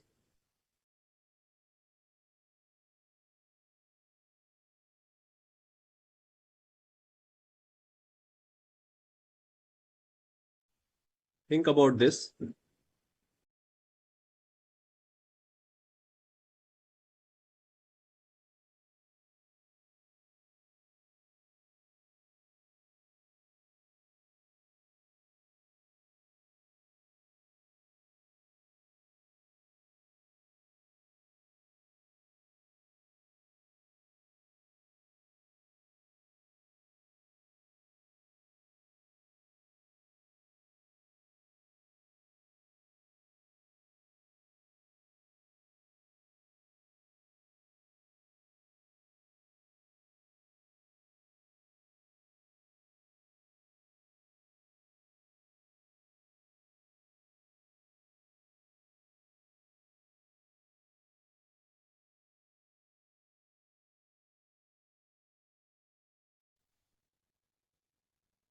Okay.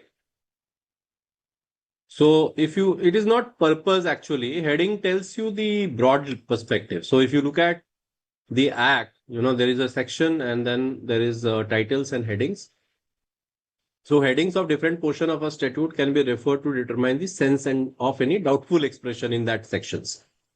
So, they cannot control the plain meaning of the words though, but it broadly tells you, like for example, if you look at prospectus and allotment of securities. So there is a heading. So in under that, it is talking, whatever is talking about, we are dealing with prospectus and heading. So it tells you the broader perspective of that provisions, right? So next one, explain the following with reference to the provisions of General Clauses Act. Okay. Any one of you can take mic and explain this.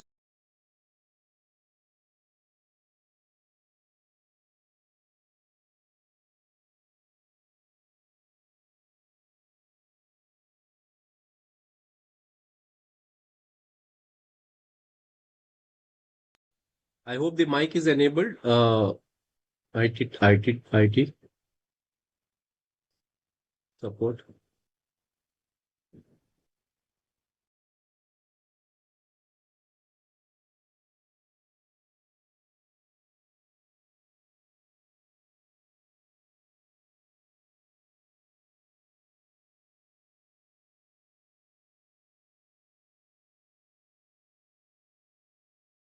So movable property, you have to read it from the definition of immovable property. We have discussed immovable property several times now. So you can see immovable property. Go ahead, Kuldeep.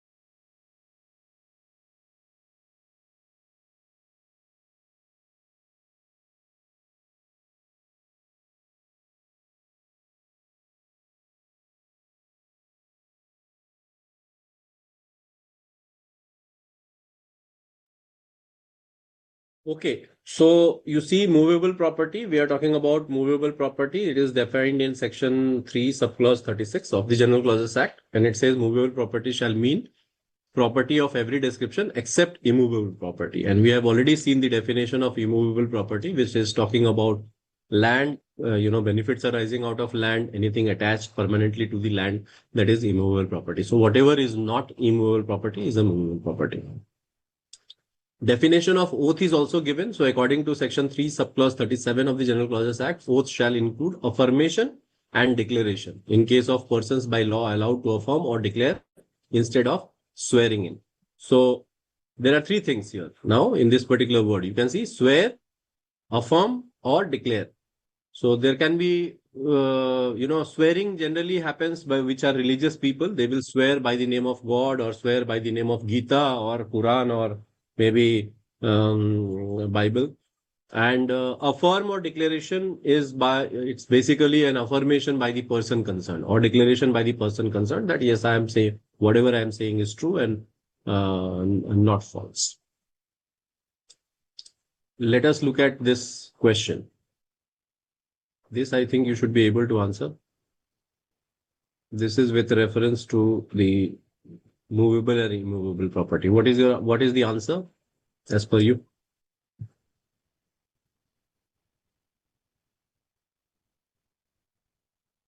Type your answer.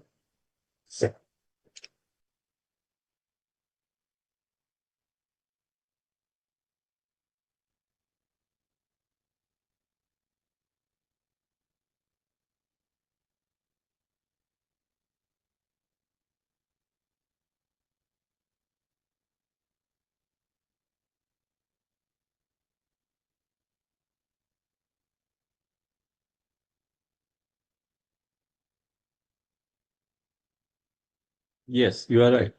Right? The D. The land, the benefits arising from the lake, the stone pavilion, and the historical monument. Okay, good.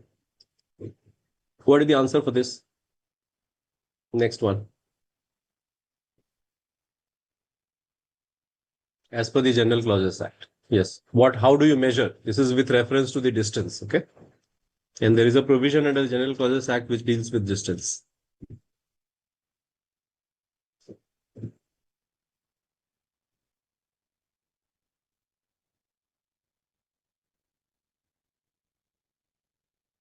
C. Okay, Gayatri says A. Answer is C. You are correct. Kuldeep. Thiyasumi, you are right. The distance should be measured in a straight line on a horizontal plane unless otherwise specified. Okay. Now, let us look at this question. It is on short note. It is talking about proviso and it is also talking about explanation with reference to interpretation, deeds and statutes. So proviso basically is an exception, you can say. It is to accept something. So generally in a section, you will have proviso. So on the beginning, it will say something and after that, it will say provided. So proviso accepts that, qualify something that is stated in the enactment, which would be within its purview if the provisions were not there. The effect of the proviso is to qualify the preceding enactment, which is expressed in terms which are too general. As a general rule, a proviso is added to an enactment to qualify or create an exception to what it is enacted. It is a cardinal rule of interpretation that a proviso to a particular provision of a statute only embraces the field which is covered by the main provision. Now, explanation at times appended to the section. Generally, you will find explanation in a section. So section explanation clause will further detail the meaning. Like, for example, you can see explanation of a word or explanation of a term is provided towards the end, right? So the meaning to be given to an explanation, like if I look at section 4 of the Competition Act, it defines dominance and then it explains what is dominance, right? So the explanation and differentiate between mandatory provisions from a directory provision. What factors decide whether a provision is directory or mandatory? So if you see and have a this we are talking about means and shall, may and shall. So practically speaking, the distinction between provisions which is mandatory and one which is directory is that when it is mandatory, it must be strictly observed. When it is directory, it would be sufficient that it is substantially complied with. However, we have to look to the substance and not merely the form. An enactment is mandatory, form might substantially be directory and conversely. So this we have already seen many a times. May means shall means may. So it will depend on the context, basically. It will depend on the situation. You have to see this. And that is why law is a bit of a complicated subject, because many a times whatever is written is not exactly how it is interpreted. So the nature of the thing empowered to be done, the object for which it is done, the person for whose benefit the power is to be exercised. These are the things which you look at it when you look at the mandatory provisions and directory provisions. Let us hear from you on this. What is your answer on this question? A Limited declares a dividend for its shareholders in its AGM held on 27th September 2024, referring to provisions of the General Clauses Act 1897 and Companies Act 2013. Advise the dates during which A Limited is required to pay the dividend. What is your answer?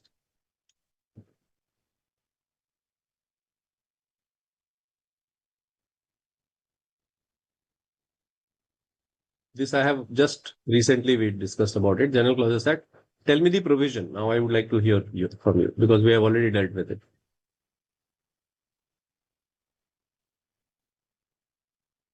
The same question, I think, right?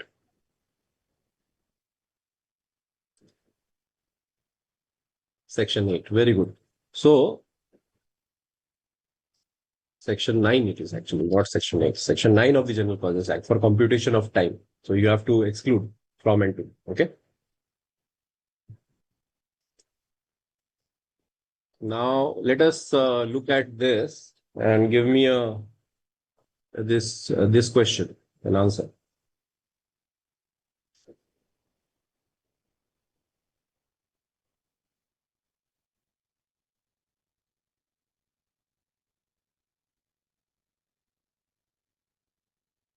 Yeah. What is your answer in this? This is a bit of a problem also. You just solve it. This is pro rata base, if you recollect. And tell me the section also.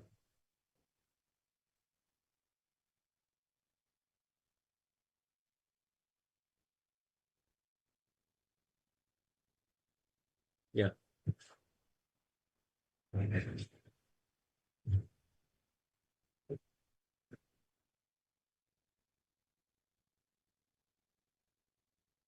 You there?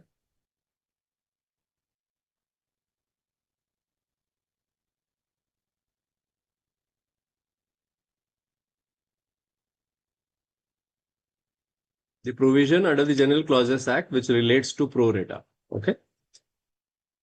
Applies here. So section 12 of the General Clauses Act, where any enactment now in force or hereinafter to force, duty of custom, exercise, nature thereof, leviable in a given quantity by weight, measure, or value of goods or merchandise, then a like duty is leviable according to the same rate, that is proportionately, okay, per unit. So in this case, A produced 350 liters in total and paid duty only on 300 liters, leaving 50 liters unpaid. Applying section 13 of the General Clauses Act, the expression 100 liters must be read in a manner that covers any multiple or fraction thereof. Thus, total duty to be paid would be 35 rupees 35. That is 350 divided by 100 into rupees 10. Therefore, factory A is liable to pay excise duty on the remaining 50 liters of the chemical also, which amounts to rupees 5. Am I clear? Let us look another question. This was a 4-mark question. If I am not wrong, probably 24 or 23 somewhere was asked like this. Let us hear from you on this question. This is referring to apartment project. There was an approval which was pending. Builder filed an appeal and stayed the demolition. After 6 months of the court trial, the verdict was announced in favor of corporation and the present assistant commissioner initiate demolition process. The builder argued that the order was passed by Mr. S, and since he is no longer in authority, the order stands cancelled and Mr. G cannot demolish the construction. Yeah. Which part of it? This we discussed in the beginning of my lecture, if you recollect. We are talking about authority and continuance of authority, right? Which provision? If you could recollect, any provision you could recollect? General Clauses Act. The question relates to General Clauses Act.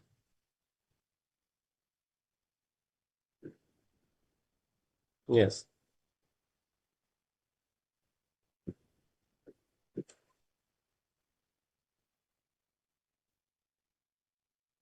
Section 15.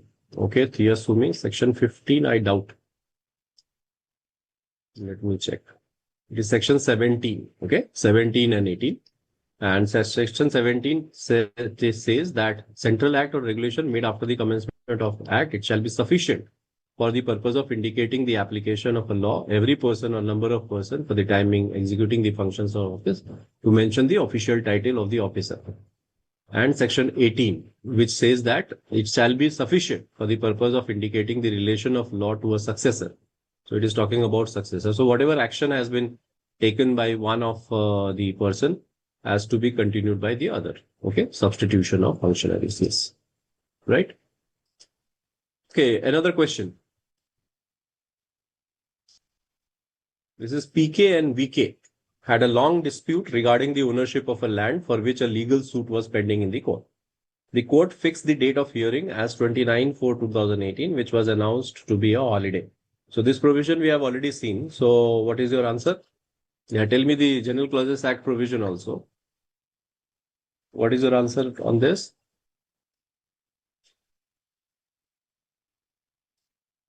Yes, now you should be fast. This we have already dealt with.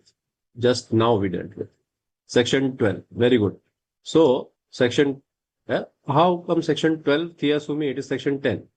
Section 10, according to section 10 of General Clauses Act, whereby any legislation or regulation, any act or proceeding is directed or allowed to be done or taken in any court or office in a certain day when prescribed period. So, you have to remove the first day and the last day. That is how it is. Okay. Now, let us look at this Income Tax Act, this question. The Income Tax Act provides that the gratuity paid by the government to its employees is fully exempt from tax. You are required to explain the scope of the term government and clarify whether the exemption from gratuity income will be available to the state government employees, if your answer is according to the General Clauses Act. Yes. Whether it will include, government will include state government in this or not? What is your answer? What is your response?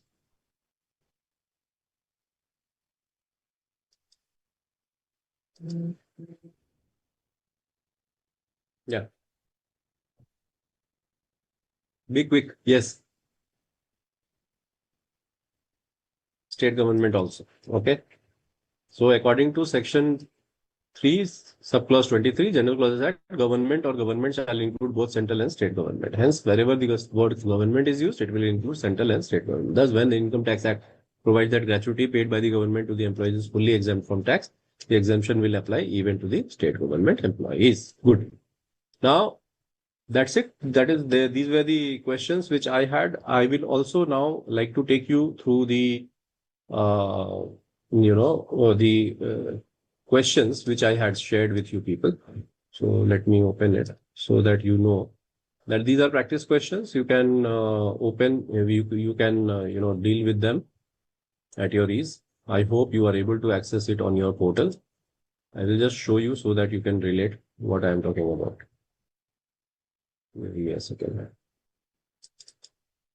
These are the questions which you may already have it, but still I have, kept it in one document so it becomes easy for you to follow. So just, access it and then you can practice it. You have to go. Give me a second. Yeah. So we are here. This is one. So you see, this is the question on General Clauses Act. So there are questions like this.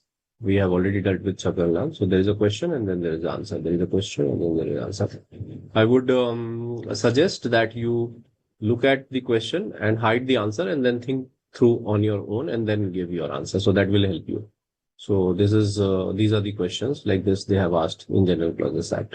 You can see many times it is problem based. Many times it is question is definitional based also. So, like for example, if we look at this question, what would be your answer? Mrs. K went to a jewelry shop to purchase diamond ornaments. The owner of jewelry shop are notorious and indulging in smuggling activities. Mrs. K purchased diamond ornaments honestly without making proper inquiries. Was the purchase made in good faith as per the provisions of the General Clauses Act? As to convey a good title. And second one is there are two ways to reach city from A from B city B. Distance between the two cities by roadways is 100 kilometers and by water is 80 kilometers. How is the distance measured for the purpose of any central act under the provisions of the General Clauses Act? So these are the two questions you have to answer. Like this, each question carries 2 marks. So if you see the answer in the first case, the purchase of diamond ornaments by Mrs. K from a jewelry shop, the owners of which are notorious and indulge in smuggling activities made in good faith, will not convey good title. Why? As per section 3 subclause 22 of the General Clauses Act, a thing shall be deemed to be done in good faith where it is in fact done honestly, whether it is done negligently or not. Now, the definition of good faith, as is generally understood in civil law and which may be taken as a practical guide in understanding and expression in the Indian Contract Act, is that nothing is said to be done in good faith which is done without due care and attention, as is expected with a man of ordinary prudence. Now, your honest purchase made carelessly without making proper inquiries cannot be said. So, you purchased a Rolex watch of 10,000 rupees from someone, then definitely that cannot be in good faith because you know that Rolex watch is not come in 10,000 rupees, so it must be stolen. So that is the point. Measurement of distance. This is section 11 of the General Clauses Act. And here, for the purpose of regulation made commencement of this act, the distance shall be, unless a different intention appears, measured in straight line on a horizontal plane. Right? Likewise, there is this you can see 9. It is definition in good faith. These questions we have already dealt with. So now see, this is an interesting question. The word bullocks could be interpreted to include cows. What do you think? Can the bullocks be interpreted to include cows? And the first one is insurance policies covering immovable property have been held to be immovable property. Is it right? So in case of insurance policies, the statement is not valid because insurance policy is a written document containing an agreement between the insurer and insured. It includes a matter intended to be used or may be used for the purpose of recording of the matter. Hence, the insurance policies covering immovable property is not covered under the definition of immovable property. The word bullocks could be interpreted to include cows. This statement is not valid. Where a word connoting a common gender is available, but the word used conveys a specific gender. Now, there is a presumption that the provisions of General Clauses Act do not apply. The word bullocks could not interpret to include cows. Now, because it is not he or she, it is specifically mentioned bullocks, right? So like this, there are different questions. I think this one is done. Now, let me share with you another interpretation of the statutes so that you can be able to see that as well. Just a second.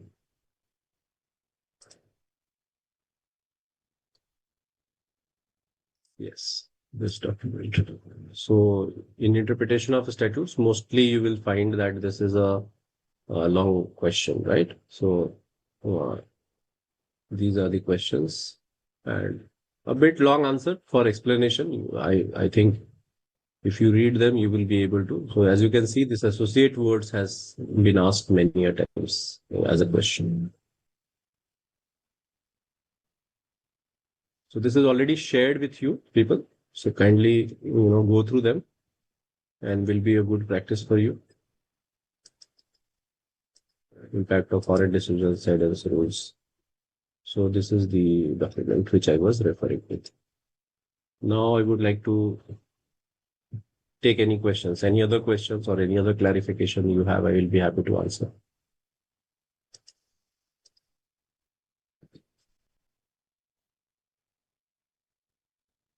Go ahead. Any questions, any clarifications?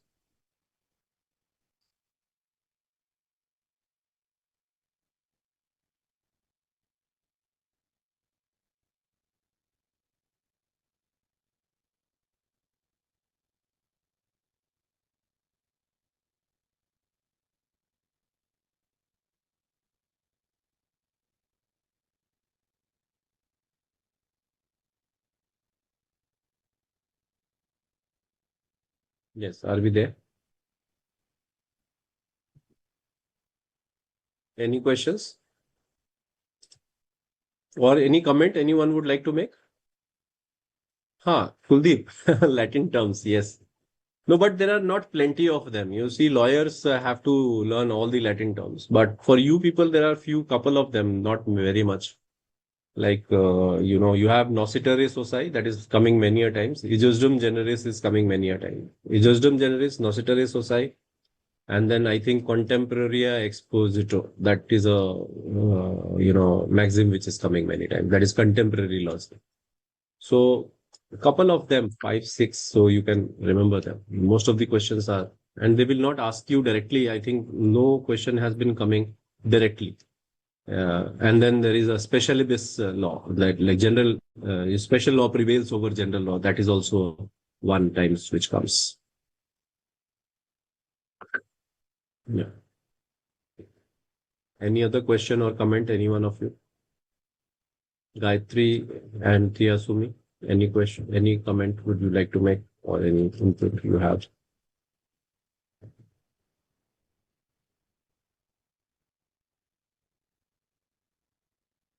Or everything is clear?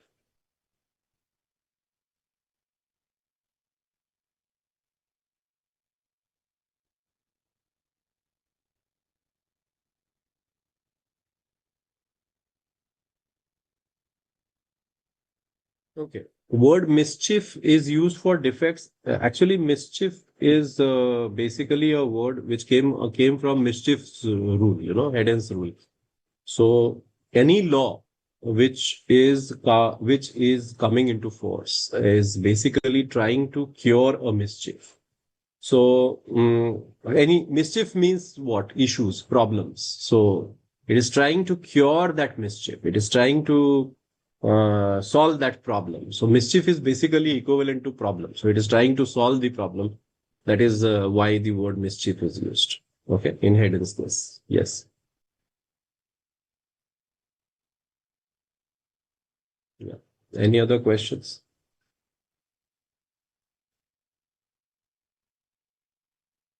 Perfect. No, or any other comment? Okay, so in case if you don't have any questions or comments, then we can call it a day. And many best wishes for your examinations. I wish you people all get successful in your respective examinations and uh, complete your examinations well. This is what I would say. I'm still here. If you have any questions, you can put it in chat box.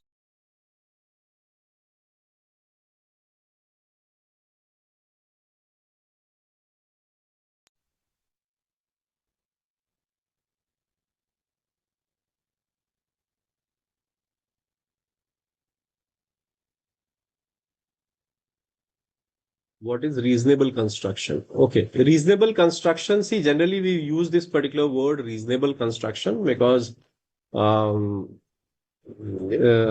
things are not very apparently clear, right? So you want to do interpretation and try to find out reason with it, or you try to find out the approximate meaning of that word. That is what is referred to as reasonable construction. Okay.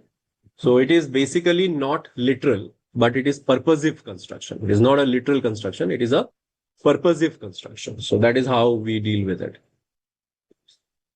Yeah.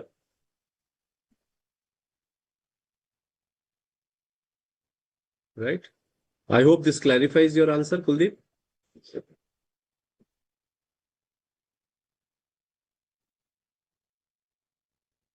Okay. Any further questions? Any one of you?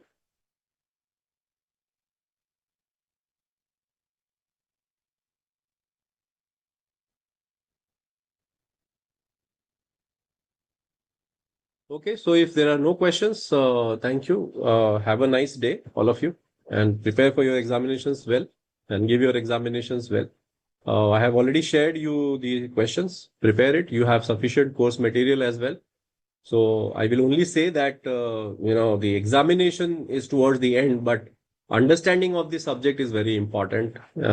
Assimilating that information in your daily life is very important.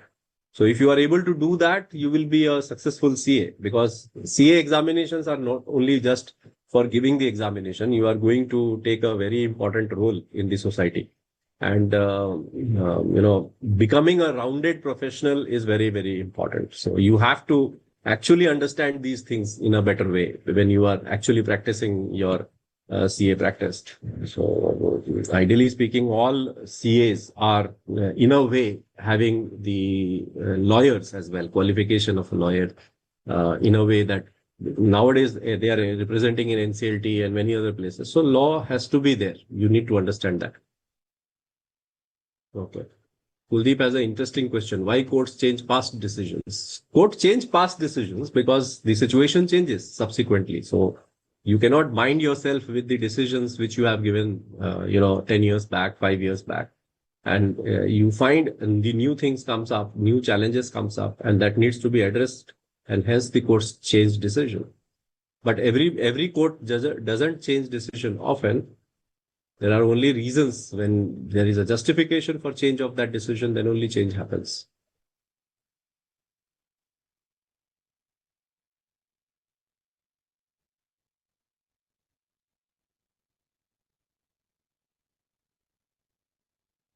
Okay, thank you everyone, and have a nice day. Now, IT department, you can close the session now. Thank you.